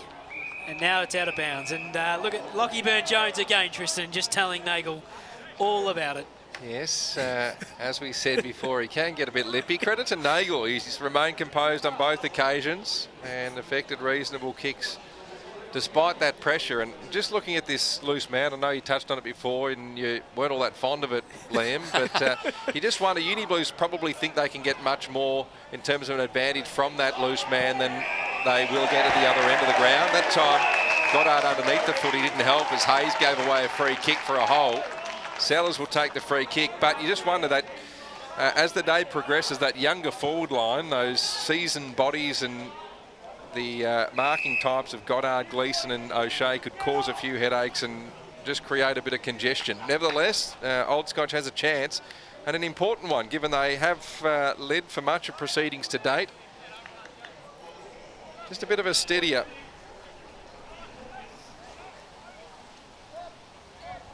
Breeze blowing fairly strongly towards this grandstand end. Left forward pocket, 5 metres inside the boundary line. He's struck it magnificently. He knew right off the boot. And Old Scotch has their third. 3-5-23 they advance to. Good game of footy. Uni Blues 3-3-21, 15-minute mark of this second term for Chadstone Ford. slotted that one right in front of the Old Scotch faithful down here at the broadcast stand as well, and they loved it. Community footy's back, boys. One thing I noticed, Tristan, watching our Magpies play in the AFL was just how much more they seem to celebrate goals this year under Craig McRae. And seeing them all get around just then, the Old Scotch boys, it's a little 1%er that I don't think people give a lot of credit to, but it just generates a little bit of excitement and energy. Only you could find a way to bring Collingwood into that discussion, It was always going to happen, and it happened far too late. We've been on air for a couple of hours. I'm surprised it took me this long as Rick DeSalta sent the ball forward for Old Scotch. They go into attack again. They've got the numbers at ground level to bend down and pick this up. It sneaks inside 50. Here's Gleeson just slapping it forward, not letting him go past him, although that is clean. Fancy footwork. Can they go again? They can't, and the free kick's been taken. Gleeson didn't like having someone just zigzag their way out of trouble around him. Henry Brown it was. And he's won himself back the Sharon in the back pocket. 3-5-23 Old Scotch. Uni Blues are 3-3-21. After 16 and a half minutes of the second term for Chadstone Ford, as Furphy's taken over the line by 2. Old Scotch boys dump him into the ground. One of those is Tommy Blenheim. You don't want to be wrapped up by Tom Blenheim too often. He'll put you into the turf and then deeper than the grass grows. Thrown back in. Justin Quill doing some of his best work in the pink vest, running the messages for Guy Martin. McCullough just gives the don't argue, and then he's wrapped up by Tom Blenheim. Speak of the devil, they go inside 50. It goes over the head of Sellers and Hayes. Goddard's tracking the boundary. He keeps it in, then he takes it out. Then a little fist towards Sammy Siege. There was a high elbow. Ansell didn't appreciate it. Well, he's holding his own, Tom Ansell, isn't he, Tristan? He's thriving in this environment. Doesn't look like he's going to take a backward step, put it that way, and I wouldn't be arguing with him. He's thriving in this environment. The ball tossed back in. Scotch are in attack. Yeah, left forward pocket. Interesting throw in. Whistle. Free kick Scotch, says the umpire. Now that's because Buchanan grabbed it out of the ruck as not a designated ruckman. That rule's still intact. Ace Cordy pleads his case. That could be the only thing that the decision was there for. I'm not sure that the throwing did the rucks any favours. Now, a quarterback might have been happy with that trajectory. But here's a chance for Sellers to go back and kick 2 in a row. Now, Liam, count how many Scotch boys come to him if he kicks this goal. It's more than 10. They're generating energy and excitement. They're all pretty close in proximity as well. 35 metres out, grandstand end, slight angle. Again, he kicks it really well. There we go. A bit lazy from the back line for me. Get down. Yeah, now you've got to generate energy here. They're doing really well. 4-5-29 plays 3-3-21. Home side with the 8-point lead. 18 minutes second term for Chadstone Ford. But regardless of whether the throw-in was good or not, they're the 1% opportunities that they're going to have to take all afternoon, Scotch, knowing what we've talked about from a Uni Blues side of things. Those little 1%ers, and if you get a maximum reward for effort, extending the margin to 8 points, 19 minutes into the second term, it'll give them some confidence. Last time they were at this venue against one another at halftime, 4-6-30 to 11 behinds. A little bit different today. Scotch still, though, right on top on the scoreboard. Cordy won it down. It bounced away from Goddard. There is Tommy Blenheim bending down, picking it up. O'Shea, though, it fell to him. He just put on his boot and sent it into a foot race. Now they're quick to get out to this side of the ground, the interchange side, and see it go over the line. Realistically, though, you can feel aggrieved if you're Uni Blues. If the throw-in sails over the head of the rucks, what's the player behind them supposed to do? Wait for the ball to hit the ground? Well, to the letter of that law, sadly, yes. Which is not something players are prone to doing. As Ace Cordy just grabbed this one out of the ruck, didn't let that one go over his head. It was a little bit flat, that throw-in too. Players around the football. It came to Eddie Zebeth, looking at Grimley. That's a slips catch down low. He took it. Now, if he kicks this, it'll cut the margin from 8 points to 2. And it's been a long time, Tristan, since I've stood in this pocket and had any shots at goal. Well, you never moved from that pocket when you played. Well, yes, correct. But it was a long time ago. If he kicks this, would it challenge us for solo snap? With this breeze, might be tough. But Sam Grimley's kicked 2 on the afternoon so far. 2 of their 3 in the number 9. Looks like he's setting up for the check side. He goes for it. It's too skinny, and it's a minor score. So 2 goals, 2 for Sam. 4-5-29. Old Scotch. University Blues are 3-4-22. They've just added a goal to Scotch. We'll have to change that. Liam, it took us 2 hours to hear a mention of Collingwood. I'm surprised it's taken 2 hours to hear a mention of Joey's playing days. But he used to rotate between the forward pocket and back pocket because he wanted the shortest way to the change rooms afterwards. Anyway, we're back into play. Centre of the ground.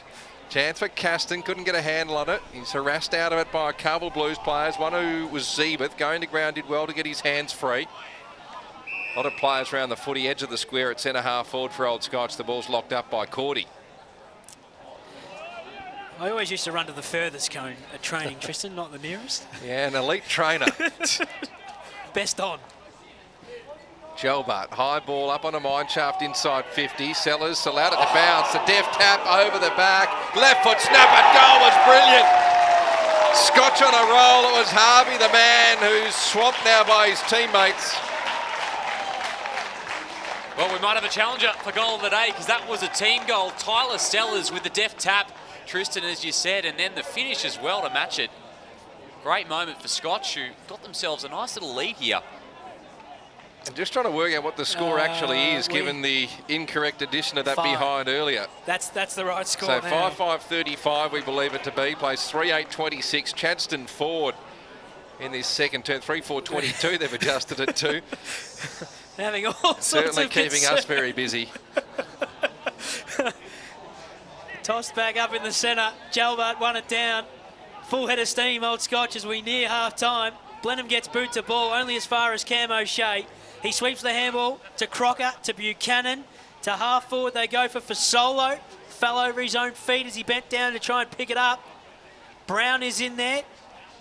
A lot of numbers around this footy. One of those is the captain of Scotch, Gelbart, taking in a solo tackle. The umpire going to have the ball. Great to see numbers get round Sellers for that goal. That must well have been his first in the seniors. All 22 got round him, or 18 rather. As Goddard bent down, was taken high in a tackle from Hayes and knew straight away that he got him wrong. They go inside 50, deep to the top of the goal square, over the back of Grimley's head. He's racing back after it now.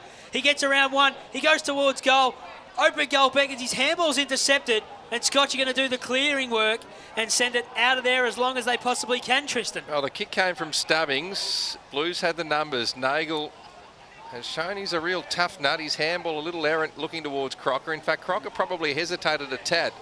Scotch through Simons, kicked towards the centre of the ground. Burne-Jones back with the flight courageously. Underneath it was Goddard of the Jeremy variety, and he took the relieving mark for Blues.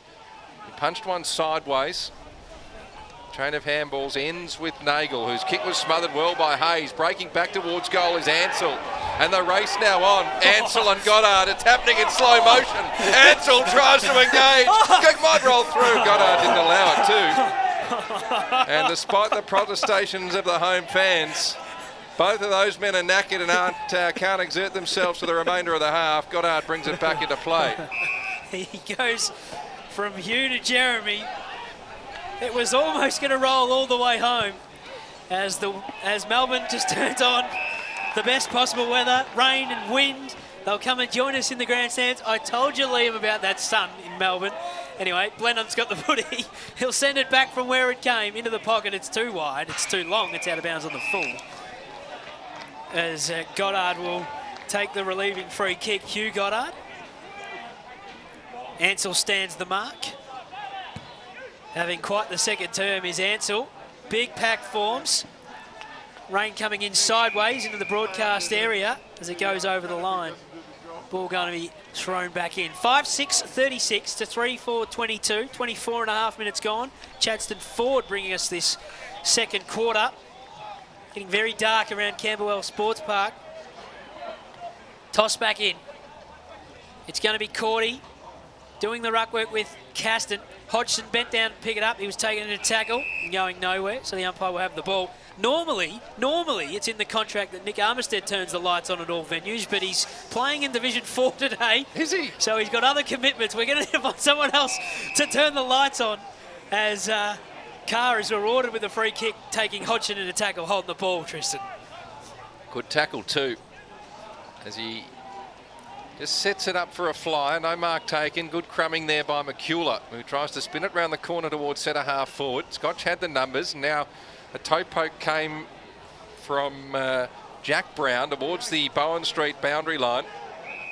And they try unsuccessfully to keep it inside the field of play. Ball to be tossed back in on wing position.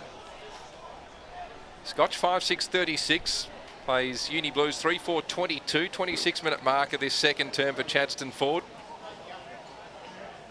Rain falling here in Camberwell. Ball spins back into play. Clean bowled all comers. Bursting through Nagel. Did well. Chance for the Blues now through Crocker. He had it. He dropped it like a cake of soap. Might open the door for Old Scotch. McCullough in there. Frenetic did well to shrug off a tackle.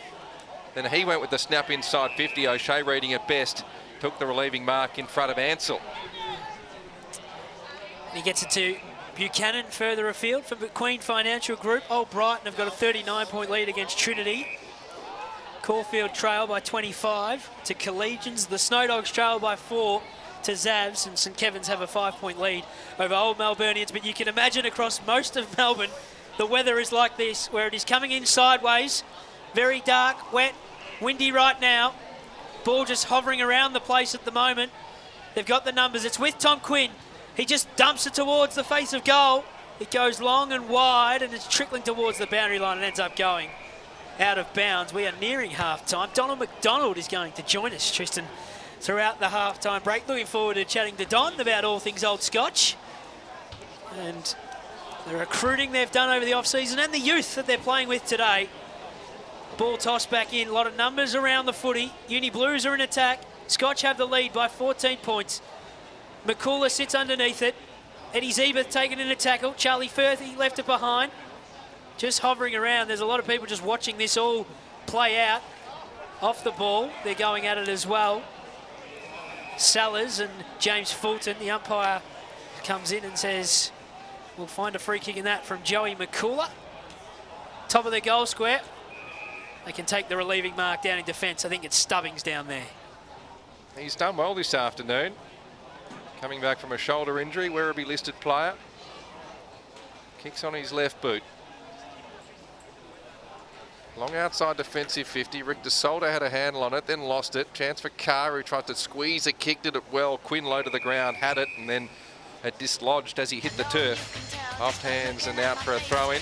On RSN Cup. Good afternoon to you, Kevin Hillier, as well. Enjoying the coverage. I'm sure he is.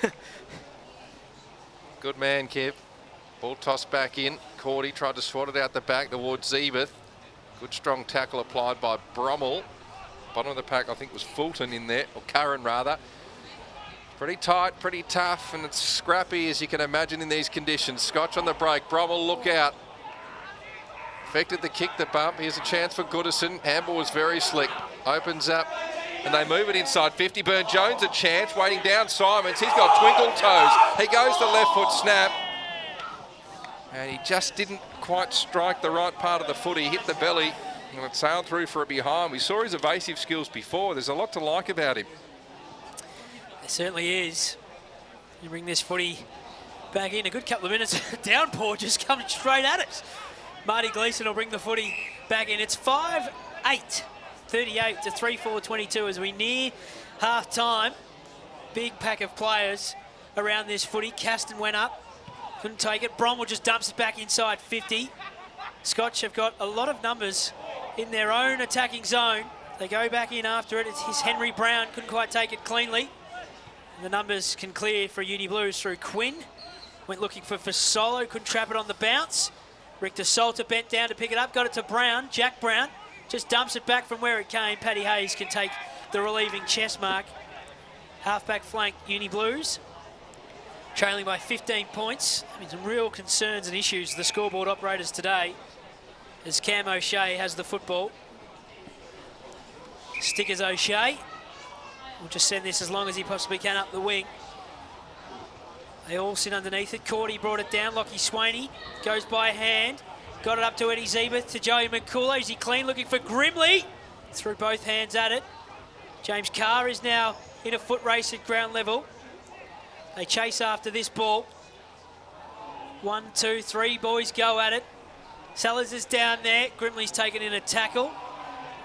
And the umpire is going to come in and say, I will have this football. One thing I'd love to see, especially in these wet conditions, we don't see it enough at amateur level footy, is the defender's starting position being proactive. So start maybe 3 metres in front of Grimley, force the kick out the back. These conditions, it's especially tough, and it's probably not one amateur players practice all that often anyway.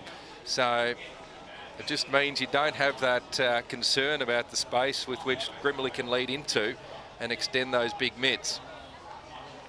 Anyway, he's done pretty well despite the presence of Grimley in that part of the world. Throw in, paint a 50 at right half forward for Uni Blues. Cordy got rid of the inexperienced Caston. They just jump in like seagulls over a hot chip. It's Hodgson doing the tackling work and Quinn picking himself up off the bottom of the pack. Tossed up. Cordy wins it down. Frenetic set upon. It's hard to get a clean handle on possession as Carr was escorted over the boundary line by Stubbings. Yet another stoppage. So umpires earning their keep this afternoon. Throw in front of the away change rooms. And that's all she wrote for this first half. Scotch with a surprising lead, you'd have to say. Many people thought that they'd be out-muscled and perhaps a tad overawed by the Uni Blues outfit assembled today, but they've been anything but. 5-6-36. This has got the smell of Jeff Helsel having his hands on the sponsorship in many elements today. Good afternoon to you, Jeff. Gus McQueen, great supporter of Old Scotch Football Club. He'll be listening in as well. We are underway. McCullough went back by hand to Eddie Zebeth and then to Carr, and first kick goes towards centre-half back, and Harry Stubbings can take the relieving mark for Scotch. Was one of their better players in the opening half, but his kick is going to be intercepted by Goddard, who, despite having a very good second term, we've asked to lift a little bit more for us in the third if they're to get Uni Blues home from here. Grimley flies, couldn't take the mark, did his own roving work, got 4 Scotch boys, including Hugh Longbottom, just hanging off him. A high up and under from Stubbings. And again, it falls into the breadbasket of Goddard. So look at the starting position of Jack Brown here playing on for Solo. You've got that space for him to lead up in if they were good enough to get it to him. So just keep an eye on that, Liam, because it could leave them a little vulnerable if the ball is moved there quickly. Scotch, meantime, go forward. Hodgson takes the mark, 45 out, only a slight angle to contend with. He gives off to Ben Hayes running by, who's usually a thumping kick. This one off the side of his boot. The pack forms near the right hand behind post, punch to ground level. Merrick Buchanan just fashioned a kick forward. Almost like one of those 5-year-olds jamming it to their boots at half time, and Zebeth took the mark. He spread it wider towards Hultgren near the Uni Blues interchange bench. Handballed blindly. Chance for Old Scotch. Long bottom could have been pushed. Umpire somehow let play go. Round the body there was Seach, who's been lively in that opening term, but Blues now have the numbers at left half back and should relieve the squeeze. They'll go towards Quinn, who's getting this ball fisted away from him by Lockie Dennis. Interesting, the first goal, all important. Uni Blues get it, the margin gets cut to 9 if it goes the way of Scotch. 21-point lead in these conditions makes it very tough away from home with the crowd on song. It's been nearly 250 days since we've had local footy here in Victoria. Great to have it back and on RSN Carnival again. The ball falls short as Andy Jalbart got hands to it. Caston's kick was partially smothered by Goddard. They all burrow back in after it. It's a rugby scrum at the moment, just trying to get it forward. Couple of metres, it fell to Caston, who just put boot to ball and got it further forward 25 odd metres. In these conditions, you can ask for deliberate, you're probably not going to get it. It's going to be tossed back in under the light tower that still remains off. Dark skies around Camberwell. Scotch have the lead. Melbourne City Lexus have the third term. Thrown back in. Cordy and Caston do the ruck work. Cordy won it down. Hodgson at ground level. Taken in a tackle by Buchanan. Was good enough to get it to Frenetic, who zigzagged his way past 2 or 3 of them. Top of the goal square, it falls. They couldn't quite take the mark. It fell to Brommel. Got boot to ball. Left foot towards the teeth of goal. It dribbled across the face. And Crocker sees it go over the line. You seen anything different so far to start this third quarter, Liam? Look, it's been pretty scrappy once again. rain has dried up here in Camberwell, but it remains gloomy, Joe. Oh, you're having a crack at the weather again, are you? I know. Look, the light towers, I'd love to see them come on as well. That's my big thing to watch. Expert insight. On debut he is, Tristan. No, he's actually going very, very he's well. Flying. Fantastic company, great insight. Just Made that in all seriousness, and a fantastic acquisition by you, Joe Pignataro, paying the big bucks. Budget's been expanded this year, hey? Big off-season recruiting when the voice and face departs for racing.com. He's opened up a significant no portion. doubt that freed up a fair bit. Would have meant a bigger Christmas party, I would have thought, for all at VAFA HQ. Ball tossed back in, Old Scotch attacking into the ground. Jeremy Goddard's actually been really good. He was clean on that occasion as well. Gave off to Gleeson, who tried to kick out into the path of a solo. His direct opponent there was Jack Brown, who did really well to paddle in front of himself, make sure he didn't allow anyone in, and the ball's locked up. Just the attacking side of wing position, interchange side of the ground for Uni Blues. I'd love to see a defender get votes in Liam's debut in the 3-2-1 at the post-match. Jack Brown's been enormous. I've got my eye out, Joe. Don't you worry. Love rewarding the defenders. Yet another stoppage. The midfielders medal all awards. Has long been a problem. Caston rose before acceptances. Cordy dispossessed. Look away handball from Frenetic. Gave off to Blenheim, who kicks to open enough forward line. Bromwell had 2 to beat, though. Terrific mark. Is that Holtgren? I think it is. Who has taken a few this afternoon. Just pokes it sideways. Gets Carr with ball in hand. Just pops it up. Needs a flyer. Caston had a run at it. Rick DeSalter in from the side. Out the back, though. Here go the Blues. Chance opens up as they look to move it towards Fasolo. He throws his head back in disbelief. G wasn't sure really. He was caught in 2 minds. Go for home, go for the chest of Fasolo. He went for the former, and it proved to be an error. Clean hands from Tom Quinn to get him out into space as Brown, well, that'll take him out of the votes. He's just kicked that out in the full. That'll take him out of the votes for now. I'm a harsh judge It's a slight blemish. of our footballers. It's a slight blemish. I'm a very harsh judge of our Amos footballers. We expect excellence on RSN Carnival. There's Reece Holgren. He's going to take the kick in front of the Scotch bench and send the Blues inside 50. Here is Brown, fisted it away from Fasolo. That'll get him back in the votes. Well, he must be listening from up here to what we're saying. That was a fantastic punch to clear the danger for the moment. Ball going to be tossed back in. Every player has come up. Lockie Burne-Jones, the deepest of the Scotch forwards. Everyone else, though, this side of the centre circle, kicking to the grandstand end. Double fisted it down to Fasolo. Some brilliant roving. A high up and under. It's not going to be a goal. Long bottom. Couldn't quite keep it in. G was smothered by Hayes, and it ends up going through for a rush behind the first score of the second half. So I just don't think you can afford to have Caston up against a Grimley or Cordy in that part of the ground. Again, they've proved to be a little vulnerable. Fasolo couldn't make them pay as Rick DeSalter punches one in short, finds Ben Hayes. Right back pocket.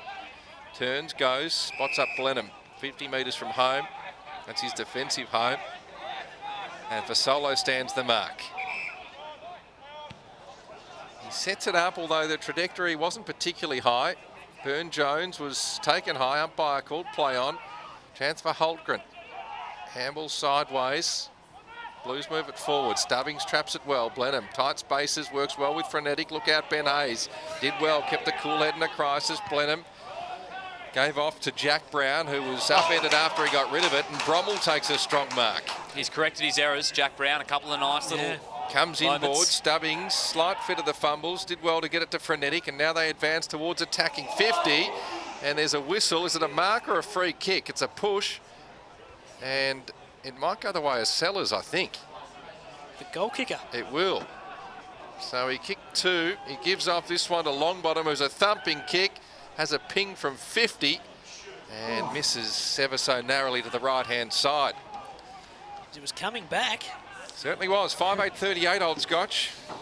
Uni Blues 3-5-23 Melbourne City Lexus scoreboard. With every minute the game goes on, they grow in confidence. The youthful exuberance of Old Scotch. Marty Gleeson, as long as he possibly can, through the heart of the Camberwell Sports Park. It falls to back Tom Quinn. He's going to dump it onto his boot and go for Vasolo. Hit him right on the chest. Jack Brown was just going back towards goal. He thought it was going to run on. And Vasolo didn't move.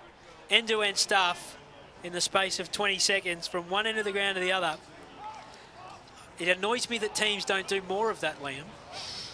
They chip it around, and then when they go straight, like Vasolo does right now, he gets his second of the afternoon. Blues have their fourth.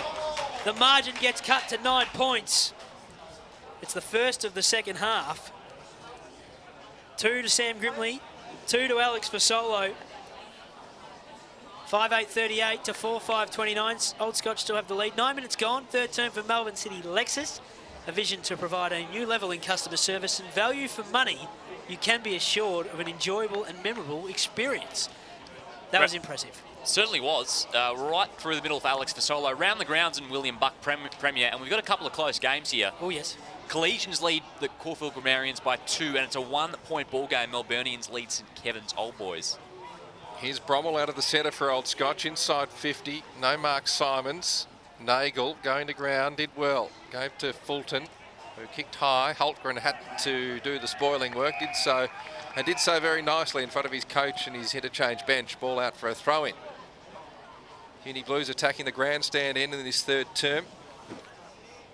They trail by 9 points. 10 minutes in this third term for Melbourne City Lexus. Great to have your company for the first time in 2022, and isn't it great to have local footy back? Caston a tap only as far as Cordy, who tried to fashion a kick forward. He did the tackling work, and I tell you what, you'll feel a tackle from that big man. Keeper Harvey picks himself up off the deck. Cordy takes it out of the ruck, and now the non-officiating umpire says a hold. It's going the way of the Blues, and McCullough. Backward a wing position, interchange side. Looks up ahead, he pumps it long in the Grimley direction. Well done. The spoil came from Griffin. Brought it to ground level. A lot of players around the footy. Players doing a bit of their own umpiring, saying he dived on it. Umpire didn't necessarily agree. Griffin round the body. Hodgson threw his opponent away, who didn't have the footy. McCullough kicks it forward in the Hultgren direction. Well done, Caston. And he dropped it, had a fresh air shot. Stubbings kick smothered at right half back for Scotch. Chance for Swaney. He went looking for a teammate who was immediately set upon. That was Quinn. Good strong tackle came from Dennis, and the ball locked up. Paid a 50 for the Blues. They trail 4-5-29. Old Scotch 5-8-38, 11 minutes third term. Ace just thumped it away from the stoppage. Brommel went in and got it. Did well to get around McCullough, and then went by hand to Henry Brown. His kick's going to end up out of bounds on the full. More out of bounds on the full today than I reckon I've ever seen in a game of local football. Just getting the nerves out of the boots after 250 days since we last played. Coming across the top of that pack to punch that football away was Matt Bennett. The whistle on play, Reece Hultgren. He might have wrapped up Caston, and he's been rewarded. About 35 out from goal. But it was courage from Bennett to go back and fish that ball away. Unfortunately for Caston, he was wrapped up as soon as he got it. And Reece Hultgren's going to take the rewarding free kick. Now, he played 2 games in the seniors last year and didn't kick a goal. This will generate some energy if he gets it home from here. The margin stands at 9. Caston stands the mark. Reece Hultgren shoots to goal, and one behind. Just sort of eased it towards goal and never really looked on target. Richter Salter's kick just ended up inside the field of play. Now, the Blues aren't happy with something. Well, they feel that no player had touched it, but I believe Richter Salter had played on, which obviously cancels out those protests. So, Tristan, the score check before this is thrown in. 5-8-38 to 4-6-30. Melbourne City Lexus bring us the third term. Thank you, Joe Pignataro, captain of this broadcast team. VAFA match of the day for Mecklecare. Ball kicked forward, Grimley, good position. Should take the mark, he didn't. Threw his bread basket, gave off the handball. Bennett couldn't get a handle on it. Old Scotch will want to rush it. Stubbings was taken high. Umpire spotted it. A good decision as it turned out. So they get away with one there. Grimley will be ruining that missed opportunity. Did you do the right thing by trying to mark it? Could he let it go? I think you have to be doubly sure it goes through. So he'll be spewing that he didn't take that mark. Anyway, play goes on. It's a hot footy still. McCullough, left foot ball towards the hot spot. Fasolo has 3 to beat. All Scotch players flew. Grimley tried to paddle it towards Swaney. He's got it again, does Grimley. Gives off a handball off one step. Was that Furphy having a pink? Missed to the near side. So they do it the slow way. They're edging ever so slowly closer to Old Scotch. 4-7-31 the Blues. Old Scotch 5-8-38. 13 and a half gone third term for for Melbourne City Lexus. Stubbings will ring the footy back into play. All the play so far going towards the interchange side of the ground as Cordy stands underneath it. Rather Goddard, it's a strong mark. Very good grab. Give that a McQueen Financial Group mark of the day, and he's slow to get back to his feet. It's Goddard, got one around the ears maybe from Ansell on his way through. They're doing some serious attacking, the Uni Blues, and they're getting closer in behind. Fasolo will fly. Big pack forms. Mark James got it down. It went past Swaney. Off the boot goes Stubbings and Seach, and Bennett's there, and it ends up going over the boundary line. The ball going to be tossed back in. Uni Blues are in attack. A lot of play at broadcast end of the ground. Let's watch this for the wraparound. Grimley and Fasolo. Here we go. Big challenge for Caston, especially if he gives up front position. Here we go. So Grimley to do the ruck work. Tried to shove Caston away and take it out of the ruck. He couldn't do so. Now he's wrapping up Hodgson. And we'll have a secondary stoppage. This time it's going to be tossed up about 15 out from goal, Tristan. It will be. Blues have lifted their intensity. Caston fisted it forward for Old Scotch. Fasolo took too long. Umpire called play on. Henry Brown gave off a hospital handball. You had to groan. Such was the ferocity of that bump. O'Shea on Seach. To his credit, the young man, Seach bounced straight to his feet. Then gives him a bit of a don't argue. In fact, a tap on the backside saying I didn't mind that. Ball tossed up. Right forward pocket for Blues.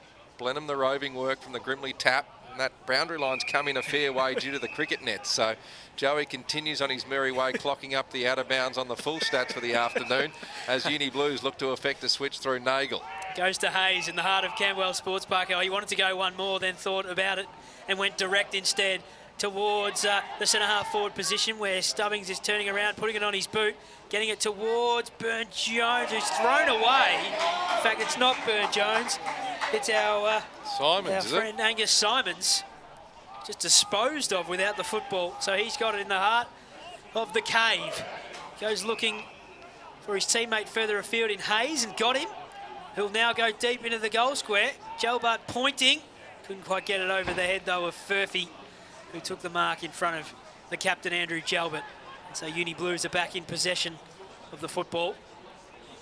They'll go to the wing. Ace has got to beat a couple. Did well to rove his own football. Go back to Furphy, who zigzagged his way out of trouble. Got it up now to Eddie Zebath. He had to do some zigzag work of his own. Handball to McCullough. Dumped it to centre-half forward. Holgren sits under it with Longbottom. It falls to the back of the pack. Can Mark James be clean? He's trying to get around one. He gets it back to Swaney. Top of the goal square. The right foot ball is there! They get the goal. They made hard work of it. But they kicked their 5th of the afternoon through Lockie Swaney. It was the second effort from Ace Cordy. Continued them on their merry way, and the margin is 1 point. We've got the close one. 5-8-38 Old Scotch, 5-7-37 University Blues. That was pretty good play, Liam.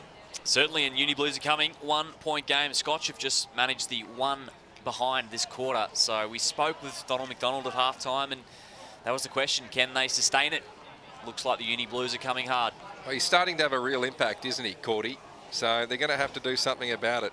As Caston got up high on that occasion, tried to swat it forward. Jalbart almost dropped that. Umpire generous to let that play go. Ball in dispute still. Scotch had it. They made a mess of it, and the ball locked in just forward to centre for the Cardinals. As we expected, good game of footy unfolding. Blues have cut the margin to just 1. Melbourne City Lexus bringing us this 3rd term. Here's a chance for Holtgren. Good contest there with Henry Brown. Carving a passage though, Furphy. He's had a great quarter. And he just punched it to the chest of Grimley, who marked on the pate of 45. And will line up. Kicking at how many? He's 3rd? Yep. And you've taken the flag down, so we have no idea if he's kicking into the breeze or against it. only a slight angle to contend with. They won the toss, Blues, kick to this end in the opening term. So one would expect it's still blowing this way, given the southerly nature of things at the start of proceedings. Lull descends over McQueen Park here in Camberwell. He kicks from 48 and he kicks it very well indeed. The goal umpire didn't have to move and the Blues are back in front. He knew that was a goal before it officially left his boot. He had a finger up. Uni Blue 7-7-49. Is that right? 6-7-42, I think it is. 6-7. A little bit rusty, the scoreboard operators today, just like us. 5-8-38 Old Scotch. And we tick up to 19 minutes in this third stanza. Maybe he thought it was AFL-X getting goals from outside the 12-point range. What about that? God rest its soul. At least we're not playing with a silver Sharon. Ball back in the heart of the centre square. Ace Cordy won it down, although they're going to get the clearance of Scotch through Brown. High up and under. Furphy again is sitting underneath this footy, taken in a tackle. I wonder if he's going to feature in your 3-2-1 player of the day in the post-game, Liam. All for Jealous Craig, of course. Tossed back up. Cordy won it down. Just got boot to ball as it ends up now with Stubbings. Or they left it behind as it fumbled out of his hands. Like a try went Furphy. It fell to Hayes, high up and under, top of the goal square. Nagel's down there. Off the ground goes Frenetic. It dribbles towards goal and just wrong side of the stick. A bit of behind is added. 6-7-43, 5-9-39. We're about to tick in a time on.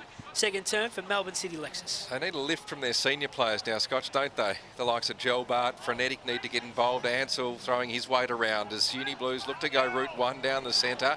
Cordy stood up in a tackle, then was upended. They advance towards left half forward, and again Scotch vulnerable out the back. Chance for Quinn, who kicks over the header for Solo. What about that? Lace out, found Grimley on his chest. Swung it round the body as Grimley steps around the corner as well. And they like that one. It's the goal of the day contender for United Petroleum. And the quick transition proving to be the undoing of the Cardinals at this point in time. 4 for Grimley. Blues have 7. They're 7-7-49. Now 10 points in advance of Old Scotch. 5-9-39. 21 minutes in this third term. Grimley starting to have an afternoon. How about that played on round the body? And the celebration, fellas, tell you what, he loved it. It's all about generating energy and excitement when you kick goals. And the composure from Tom Quinn too, just to take that extra second. Knew he had enough space and time to allow Grimley some separation, and now he's starting to get on top of Griffin, and the Blues are starting to get on top of Scotch. James Carr at centre half forward, turns and goes looking for him again.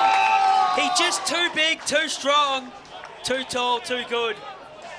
Was Grimley. If they sit on this in the centre of the ground, Old Scotch, it'll become 8 goals before you know it. Yep. And there's every chance Liam could have his first disposal, because he's going to be picking you out of the crowd here, Liam. So get your jukes ready.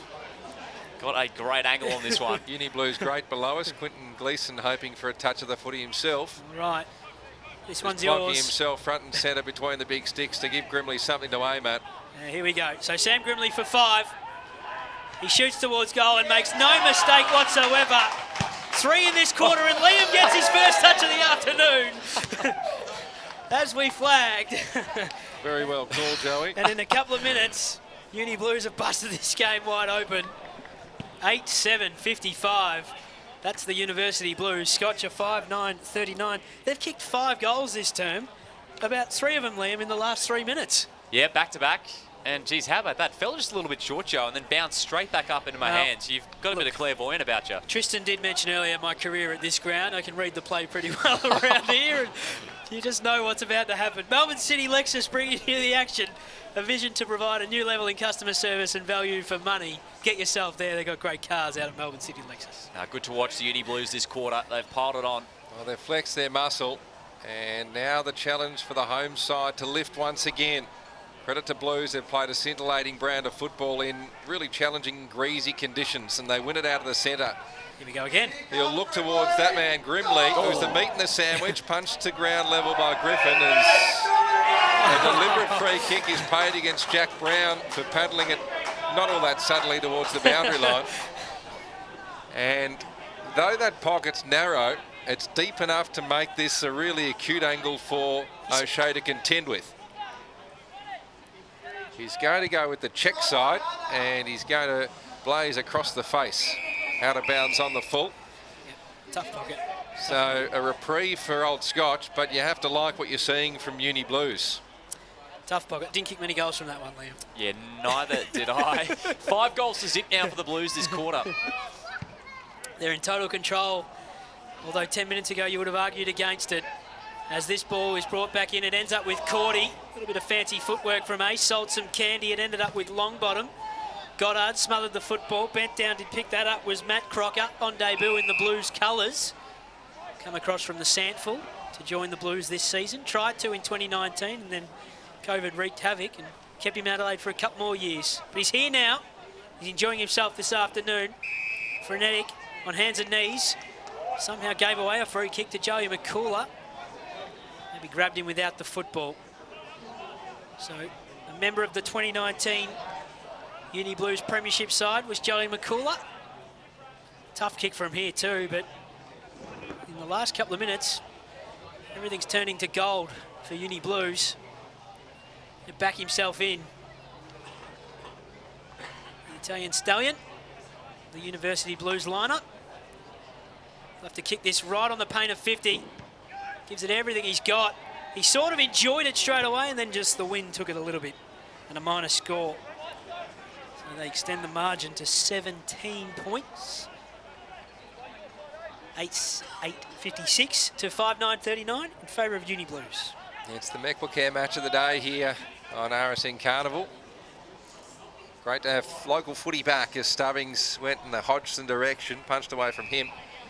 Ball locked out with a strong tackle by Hugh Goddard. Home fans have been silenced. Such has been the force with which Uni Blues have hit Old Scotch in this third quarter. Another clearance win. If we were taking numbers in that department, it'd be heavily swayed the way of Blues, you would have thought. One thing you just don't want to see, Tristan, is these young fellas drop their heads and put the cue in the rack. Keep fighting. It could turn again. Momentum in footy is everything. It certainly is, and look, they're certainly a plucky bunch. I don't think you'll see them throwing the towel. It's just a matter of whether they've actually got the capabilities physically to last as long as the more seasoned bodies of Blues, as we've touched on time and time again. Quinn shovels it towards Furphy, who's been good this quarter. He was bumped as he got rid of it. Still got plenty of purchase. Oof. Just hooked away late to the right-hand side. And another minor score. So 8-9-57 they advance to. Old Scotch 5-9-39 in desperate need of a goal are the Cardinals. 5-5 to 2 behinds this term. They've done all the scoring. University Blues. Rick DeSalter brings the footy back in. The trusty left boot goes to the half-back flank. Furphy's again at the bottom of this pack. He's having some sort of term, is Charlie Furphy. Really lifted at half-time to get the Blues back into the game, and now ahead by 3 clear goals, 8-9 to 5-9. 26.5 minutes gone in the third term. Aidan Frenetic, just a little chiselling ball along the ground. It skids 35 metres, and Furphy again bent down to pick it up, taking it to tackle, ends up going over the line. 5 goals for Sam Grimley. If you've just joined us, 2 to Fasolo. Well, Tyler Sellers kicked 2 beauties in the second term for Old Scotch. Ball tossed back in, right at the interchange gates. Caston will do the ruck work, and he'll be up against Holgren. Cordy resting. Big last quarter coming, you feel, for Ace, the captain of the Blues. It came to Holgren. Boot to ball, didn't go anywhere, so Caston bent down, picked it up, and sent Scotch into attack. Can they get a late goal before three-quarter time? Hodgson's back there with Goddard. Goddard wins the day, sends it back from where it came. Pack forms, it fell to Caston. Tried to claim the mark, then called the play on. Turned and sent it back down towards the Goddard end, and Hodgson took a strong mark just inside the field of play. He wants to slow it down just before three-quarter time. He'll look for a number further afield and hope someone presents. Gives it everything he's got. To the pocket goes Hodgson. Off hands. Burne-Jones is down there laying a tackle. It fell to Henry Brown. Can he keep it in? He can't. He looked for Blenheim, and then off hands. It ends up going over the boundary line in that forward pocket. Scotch are in attack. About to tick into the 28th minute. And there's a player slow to get up down there. Just trying to pick it up might be Goddard. Gets to his feet now and looking in a little bit of pain is Goddard. This is Hugh for the Bendigo Community Bank. Just keep an eye on him. Quilly's just asking the umpire, just stop playing. Let's get him off the ground. Boundary umpire's decided, nah, we'll just keep going. So he tosses it back in. Scotch win it down. It's going to end up coming back as Bennett's got the mark. Tom Quinn wraps him up and now stands the mark. So Max Bennett, kick and a half out from goal. Goes by hand to Rick DeSalto, who's a thumping kick of the footy. Gives it everything he's got. It's going to go right to the line. Pack forms down there. Brown off the ground. Oh, it was smothered on the goal line by Marty Gleeson. That would have been a hard starter as we near three-quarter time. 8 goals, 9 to 5-10 in favour of University Blues as Gleeson brings the footy back in. As they've done to good effect this term, straight down the centre, but a whistle sees Old Scotch awarded a free kick for a hold against Cordy to Caston, who gave off by hand to Stubbings. High, wide ball inside 50, did his forwards no favours. And a few theatrics at the other end of the ground by Gleeson. See, the umpire wasn't conned into that one.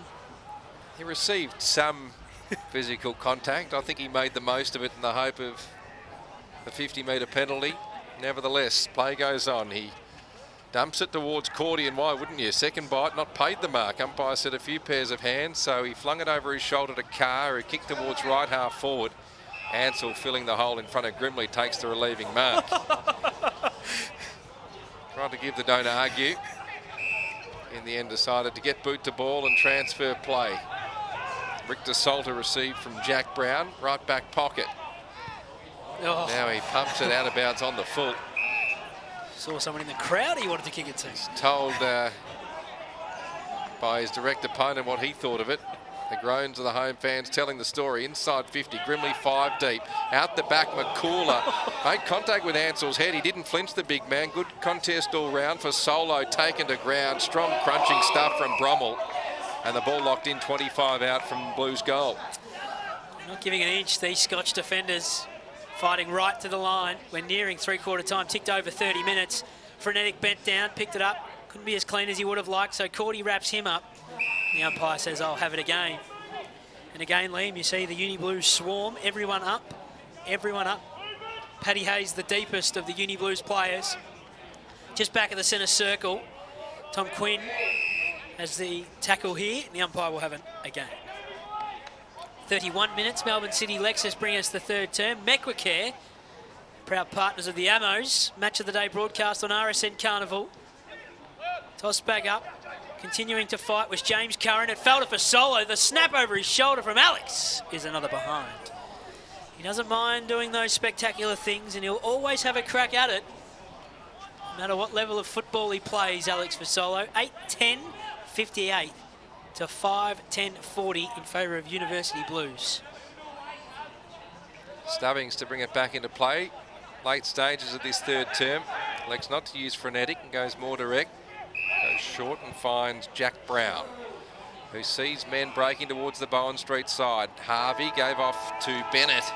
The siren beats them as they sought to build. And now they have a 3-goal deficit to arrest Old Scotch. 5-10-40. They trail Uni Blues 8-10-58. They added 5 goals, 6, so it could have been a whole lot worse for the home side as Uni Blues and their Top Gun play. Last of the patrons to vacate the arena. It's all for the Auburn Hotel, the final term, an iconic pub, restaurant and function venue in Hawthorn. You've probably seen Tristan Fernando down there many times. Fantastic over the journey. venue. What would you go to on the menu, the Palmer? I always have a look at a menu at any pub, anywhere I go, and it's always the same order. So that's probably more for decoration than anything else. Scotch were coming away out of the centre as Jeremy Goddard is met really strongly with a front-on bump. By his own teammate. It was all fair. It was his own teammate. His own teammate, James Carr got him. Was it really? James Carr's hurt his hand in the process of doing so. A little bit of damage here. He's a little shaken. Friendly fire straight through the centre of him.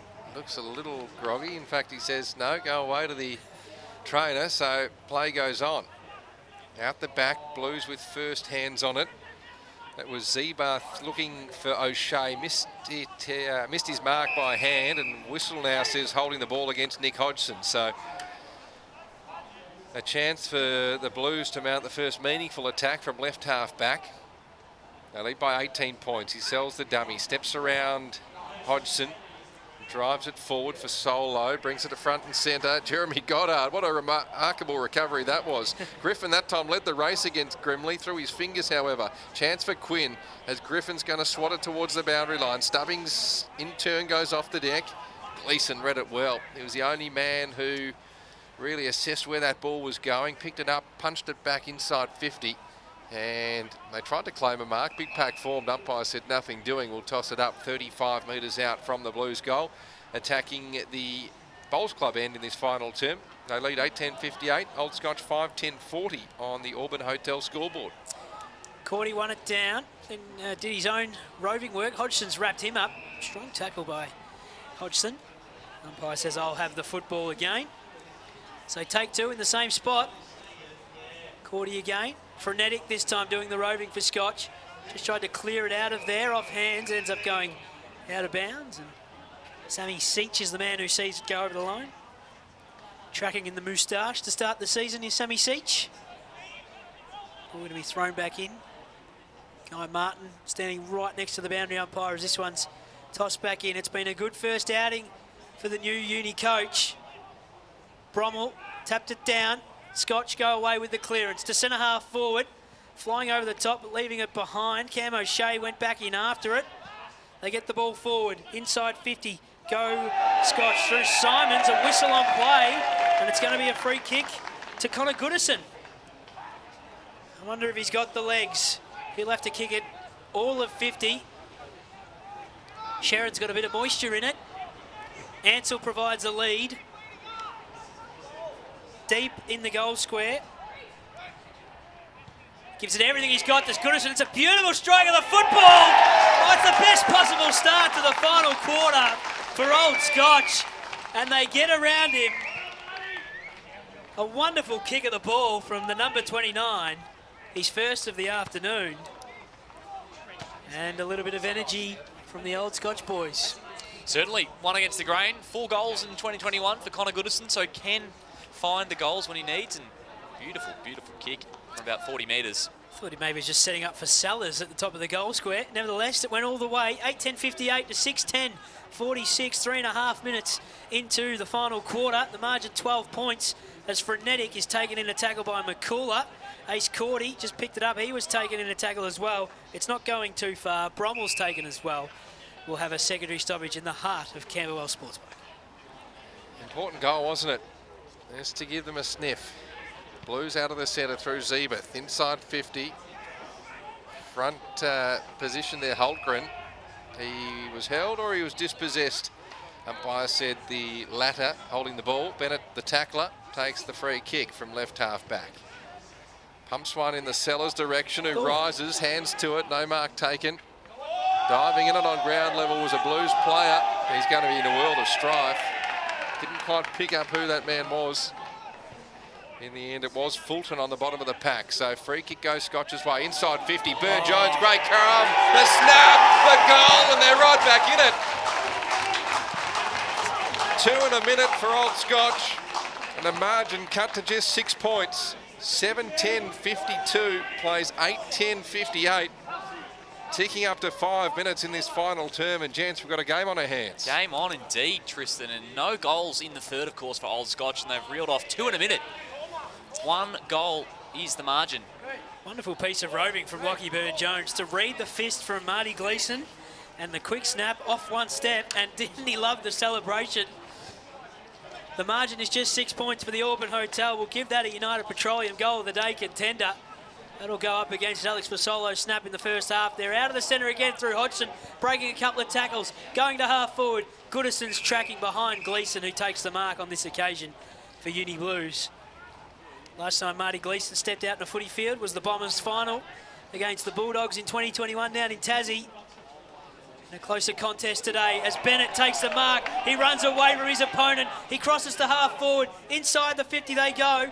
Punching that away is Nagel, trying to do his own roving, left it behind. Burne-Jones buried back in after it. Now taking that tackle was Cooper Harvey.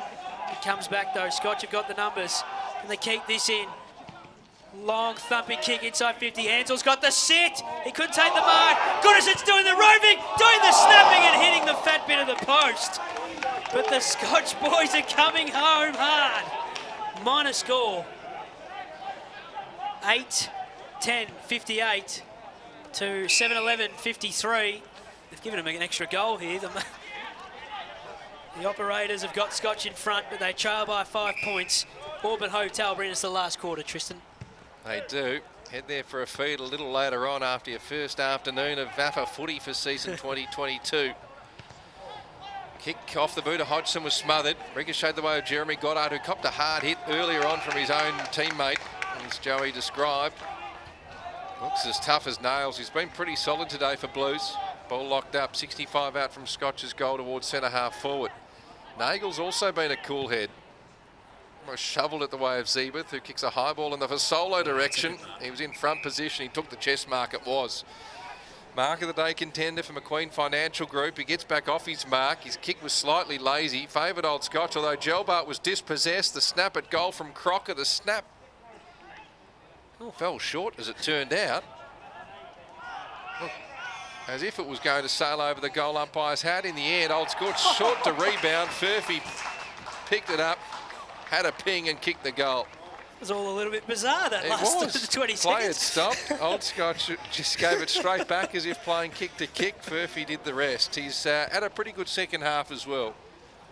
He may feature in Liam Allison's 3-2-1 in the post-match for Jallis I'll tell you Craig. what, these are the most anticipated votes I've heard built up in a long time. Well, it's been Nick Armisted's little venture for the last 3 years, including a season where he didn't have games. He was still offering 3-2-1s retrospectively on games that may have played. And so let's keep tabs on this score. It's that is not the right score now. They've added an extra goal that shouldn't be there.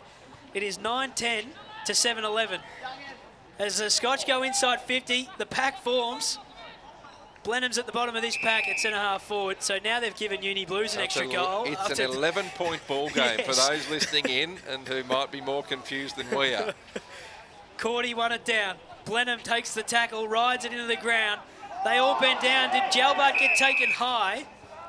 Not on this occasion. In fact, it's Aidan Frenetic picking himself up. And now they've given 2 extra goals away. So confusion reigns supreme on the scoreboard. James Fulton takes the mark. 20 metres out from his defensive goal. 9-10, 64, 7-11, 53 is the score. Fulton goes interchange side. They all fly. James stood down. He was taken in a tackle by 4. Caston goes with the handball. Scotch turn around and send it to the top of the goal square. The kick is wide and ends up going out of bounds. Not a great kick in the end. Marty Gleeson will bring the footy back in. Mekwakare bringing us round 1 of the 2022 VAFA season on RSN Carnival. So Gleeson assesses his options. He's called to play on as Burne-Jones closed him down. Pack forms about 55 out from the Scotch goal. Hayes went without it. James dispossessed. Hayes then dived in on it. O'Shea's attempted snap round the corner was smothered. Cordy seen over the boundary line by Henry Brown. And the ball will be thrown back in. Left half forward for Old Scotch. They trail by 11 points. 10-minute mark of this final term for the Auburn Hotel. Looks like they've finally got themselves sorted in the Auburn Hotel scoreboard as well. Yes. Taking a good 5 minutes. I think we're there. Guided down by Cordy. Quick kick out of the pack was well marked by Dennis. For Old Scotch. He looks left and spots Frenetic, who marks about 55 from home. Left half forward as a massive humanity builds in front of him. He's going to have to hit and hope, one would have thought. Instead he goes short. Gives that opportunity to Stubbings. Chance for Longbottom, who carved a passage, all but took the mark. Good defensive play by Zeebeth as it turned out. Ricocheted the way of Holtgren, who makes it someone else's problem. Gelbart underneath, it could have been infringed. Umpire called play on as Carr was slung off the footy. Richter Salter gathered. throw ball to boot. It was a wobbly one underneath it. And doing courageously was James. Took a very nice mark at centre half back. So the Blues will go into attack now. They have the lead by 11 points. It's a wobbly looking kick, but it ends up finding the chest of James Carr. He cuts back inboard. Gets this footy to James Curran. New to the uni squad, Reece Holgren stood underneath it, couldn't quite take the mark, and now Scotch can turn it over and go. It's with Stubbings. Stops and props and cuts back inboard to Hayes. Little 15-metre ball, and he'll go 25 metres across the ground to Brown, and then to Brown, Richter Salter, and now they can go inside 50. Oh, it just goes over the head there of Angus Simons as he sees it run away from him and skid over the boundary line. Some quick ball movement there from Old Scotch as well. It was, so 11 and a half minutes gone, 11 points the margin. Uni Blues have the lead. They trailed at half-time by 15 points and turned that around to 18 at three-quarter time. 11 points the margin now. Umpire taking his time to spin the Sharon back into play. Cordy won it down. Brommel taking in a tackle. And we'll have it redone again. James Curran was the man wrapping him up. A lot of numbers around the footy hit. Fills to Brommel. Sweeps the handball to Simons. Fancy footwork. Gets to Hodgson and a goal! Well, something of nothing for Old Scotch. And they continue to press their case in the run to the final siren. The margin gets cut to 5 points. And it's those little 1%ers, Liam, that's just seeing them come and come again. Absolutely. If you're in Camberwell Road, you're in your car, you might want to take a detour because there is a game of footy happening here. 5 points the margin. Old Scotch looked like they were pretty dead and buried, to be honest, at the end of the third, and they are really putting the foot down here. You give that a United Petroleum Goal of the Day contender. Tristan, that came out of nowhere. It certainly was. Got to make the most of your opportunities, and they've done it at this end of the ground so far, Old Scotch. Ball back in the centre. No clean possession. O'Shea piles in. Seach in there as well. Umpire calls for a ball up. Scotch attacking the grandstand end. Blues the Bowls Club end in this final term. Burne-Jones was taken high. And our expert commentary in the background. The old contingent here at Old Scotch. God bless them. They do a fantastic job coming to the footy week in, week out. Giving the umpire a bit of advice on that occasion. Well done, Bennett. Clean gather. Hit extremely nicely. Beneficiaries, Richter Salter, who kicks inside 50 over the head of both Caston and Longbottom.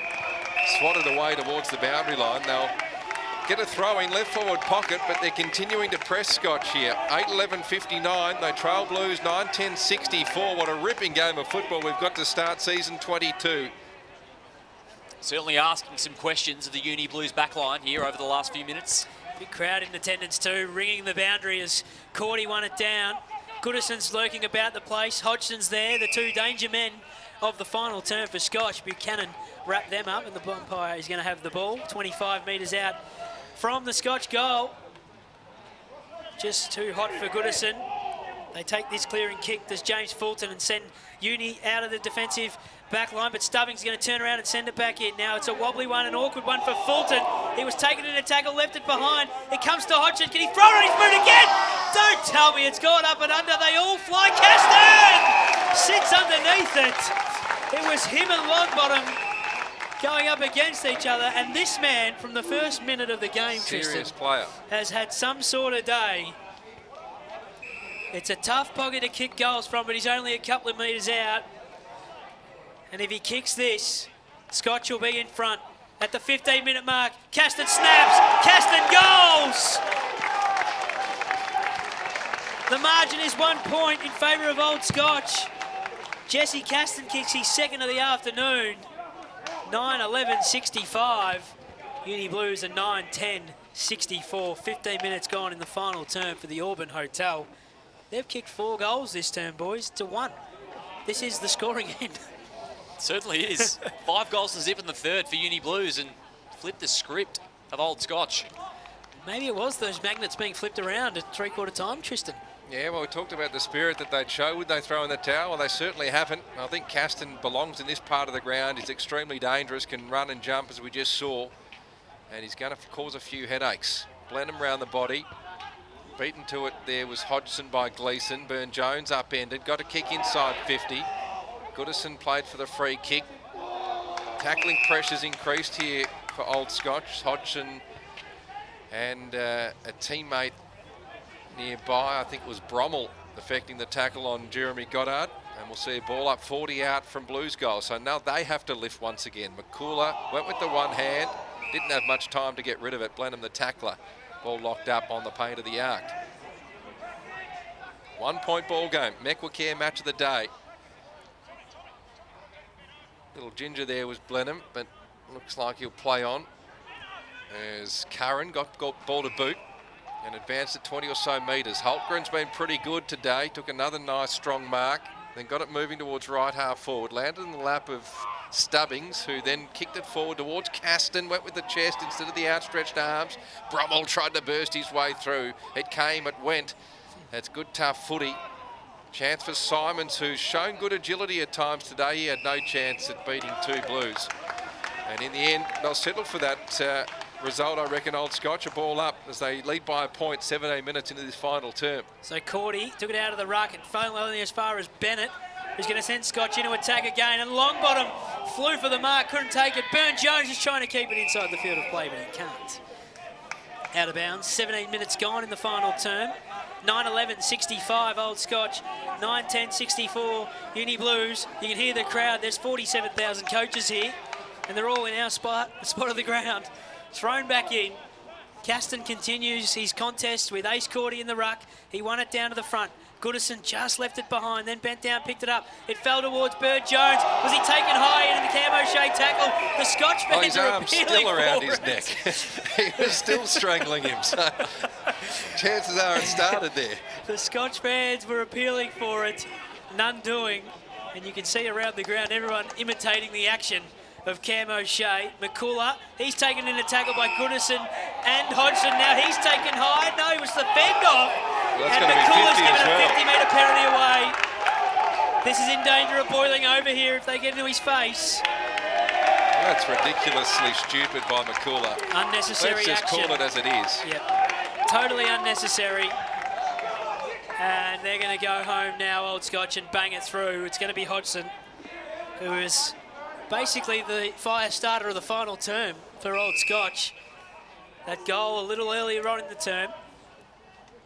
His teammates come round him already. From point blank range, you'll hear the roar.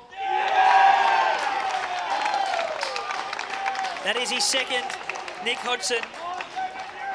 And the margin extends to 7 points, 10-11-71 to 9-10-64. There was one thing Tristan and I was just thinking about a little earlier on, talking about the youthful exuberance. Being so young, they're not in the position to understand what it's like to be 3 goals down, and they don't have the fear of thinking about how this is going to play out. They're just going to keep playing. That they do. Talking like a wise old man, Joey. Oh, well, yes. Feeling like one after this afternoon in this weather. They've been really gritty. Credit to them. Still plenty of football to be played, but they didn't throw in the towel, and they trailed by as much as 18 points. So now all the work for Blues to do. Against the run of play, and we think against a stiff enough breeze, such as been the scoring at this grandstand end. Fasolo threw that out. Jeez, it's all Scotch now. And it wasn't all that subtle either. So free kick goes the way of Scotch, and they'll send it inside 50. As Fasolo doesn't feel like giving the ball back, nor should he. He's got no responsibility to do that. So Henry Brown looks up ahead. He's going to kick in the Ansell direction. Caston might fly as well. Couldn't get a run up. 5 Blues flew. Tackle affected. Burne-Jones in there. He's taken to the turf. And a ball up 25 out from the Old Scotch goal. They lead 10-11-71. Uni Blues 9-10-64 as we tick into time on for the Auburn Hotel. Toss back up. Simons with a bit of fancy footwork. He shoots towards goal. Oh, they're home now, you would think. And Look at them. They come from everywhere. Look at them. It's a swarm of Scotch boys. Get around Angus Simons. Nothing less than he deserved, really. He's shown glimpses of doing that, stepping around a couple would-be tacklers earlier. And, well, you can't say as a team they didn't deserve it either. Such has been the dominance of Old Scotch since the opening siren of this quarter. That's the 6th goal of the quarter from Old Scotch, and the crowd are right behind them. Back in the heart of the centre square, we're going to give that one the United Petroleum goal of the day. Quickly going around the grounds, Tristan as he restarts. St Kevin's by 8 points. Zavs are comfortably accounting for St Bernard's. Collegians by 2 goals over Caulfield, and Brighton are 50 points ahead of Trinity. Grimley into the ruck here, boys. Bringing the magnets around to Uni Blues. They've got to try something in the final 10 minutes of this game. Into time on. The umpire's found a free kick at centre-half back. It's going to go the way of Alex Fasolo, who's also seemed to have moved himself further up the ground as he goes to the interchange side towards Nagel, who's going to send this inside 50. Big pack of players forms down there, and the mark is taken by Mark James. So he'll go back off his line, and he'll have to kick truly. 13 points the margin. 21.5 minutes gone. Mekwakare bringing us the RSN Carnival match of the day for the Ammos, round 1. Mark James played the 8 games last season, didn't kick a goal. We'll be right behind this kick. They trail by 13 points. Mark James is on the runway, stabbed at it a bit, but it looks pretty good. Fist pump all round. Back come the Blues. So the margin gets cut again. They've changed the scoreboard on us. It's still 11-11-77 to 10-10-70. They'll get there eventually. But those changes was pretty significant with Fasolo going up the ground. Have an impact. Certainly. Ace Cordy now back in for the centre bounce attendance.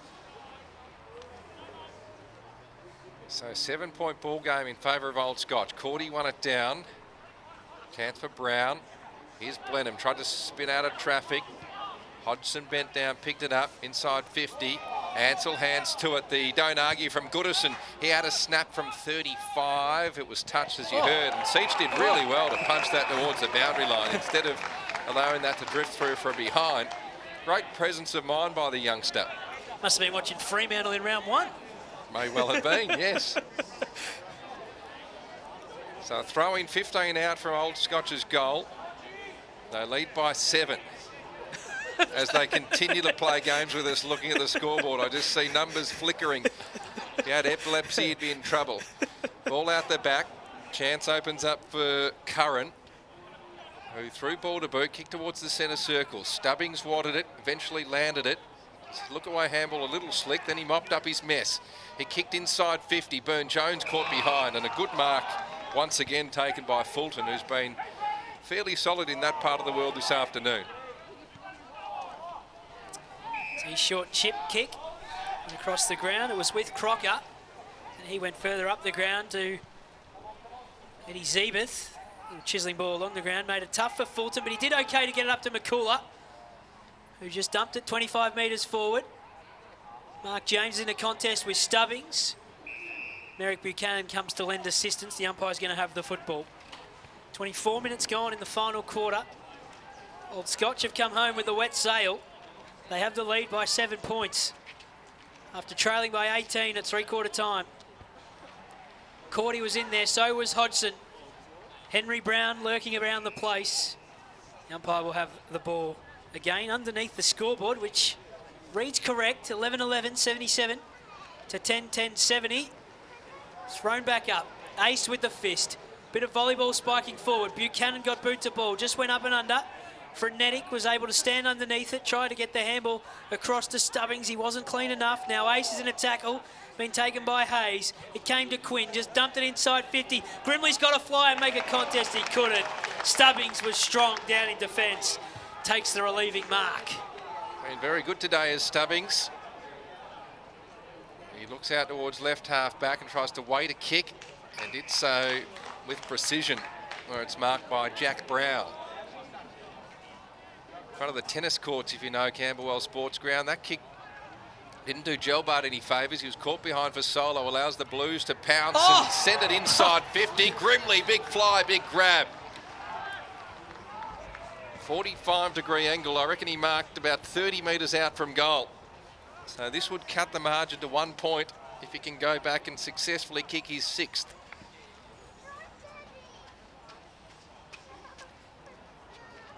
It's been a real handful for the Old Scotch defenders today. It goes without saying, such has been that return. Grimley comes in and nails the goal. So this is going down to the wire. What a game of footy we have to start season 2022. 11-10-76 Uni Blues, trailing Old Scotch 11-11-77, as Rex Hunt would say, Lord Nelson, at the 26-minute mark of this final term for the Auburn Hotel. Did the Uni fans go home at three-quarter time, or it just a bit more subdued than they were in the third term when they were kicking goals from everywhere? Very true.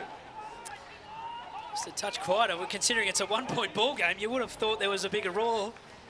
We're back in the heart of the centre square. We're closing in on full time. 26.5 minutes gone. Ace Cordy won it down, and Hodgson again takes the clearance for Scotch. Gets it towards the boundary line, looking for touch, and Sammy Seach will see it go over the line with Marty Gleeson. The ball going to be tossed back in. 11-11-77 to 11-10-76. Opening round of the season. We've got a classic already on RSN Carnival. Buchanan and Blenheim. Frenetic just came flying through. Thumping kick of the football. Paddy Hayes double-fisted to the boundary line for the Blues. Gets it over the line. He's playing on Tommy Ansell, who's been stamping his authority all afternoon. He's not looked at all threatened by any of the experienced Blues boys. He'll go up against Cordy in the ruck here. They're 25 metres out from goal. He won it to the front. Hodgson left it behind. Gleeson went down to pick it up. Got it up to O'Shea. Bromwell's picking this up. He's being taken in a tackle. Hodgson's helping him out. Top of the goal square, going nowhere. The umpire will have the football.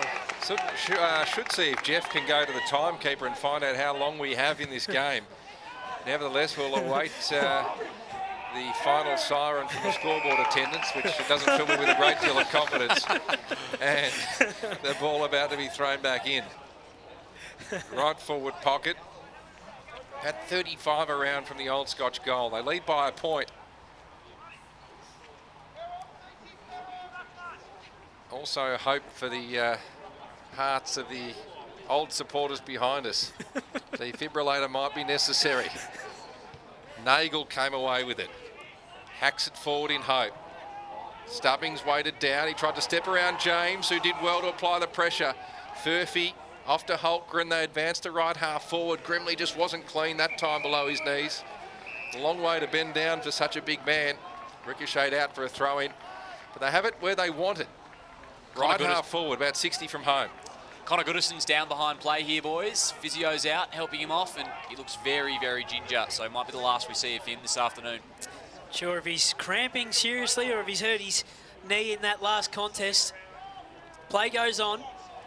Big pack of players around this ball. It's about 65 out from the Uni Blues goal. That injury update all for the Bendigo Community Bank. He's being assisted from the ground is Connor Goodison. Kicked a great goal earlier this term. Goddard sends it inside 50 for the Blues. One bounce pitched inside the field of play and then went over the line. We tick into the 29th minute of the final quarter. Scotch trailed by 18 points at three-quarter time. They now lead by 1. 6 goals in the final term. Intensity building around the ground as we wait the final siren. Uni Blues are in attack. And again, a whistle on play. The last time they met was one of the games last year, and Scotch got the points. Prior to that, Blues have won the last 5. Here's Hodgson again. Cries of ball. None doing. For Solo's picked it up. Oh, he's taken in a very strong tackle. Reckon they had a fair case as well for holding the ball there, the Blues contingent. They were close, and now Alex Fasolo is on the ground. Slow to get to his feet. Tristan, he's going to maybe come from the ground limping. Yeah, he's trudging off. Much like Goodison at the other end, you'd be surprised to see him again. Ball tossed back in. Deep inside the Blues attacking zone. Burne-Jones will hack it clear of defensive 50. Crocker goes back with the flight and clutches it to his chest. Has to send it long and send it long quickly. Elects to try and carve a passage instead. Sat on his teammate's head. Burne-Jones was spoiled. And now a crunching tackle by Ansell.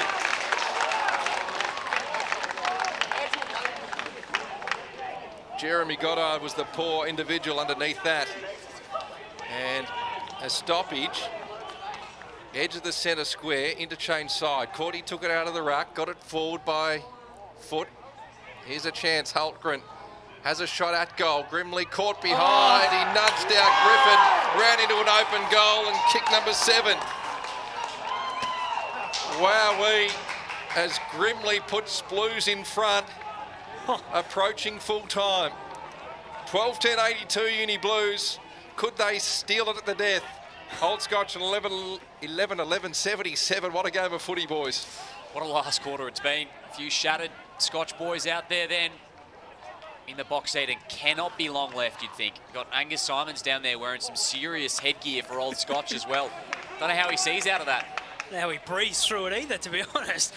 12-10-82, the University Blues, 11-11-77. They've had to get new Sharon because Grimley kicked it 85 metres past the sticks. He just wanted to really make the point that the Blues are back in front.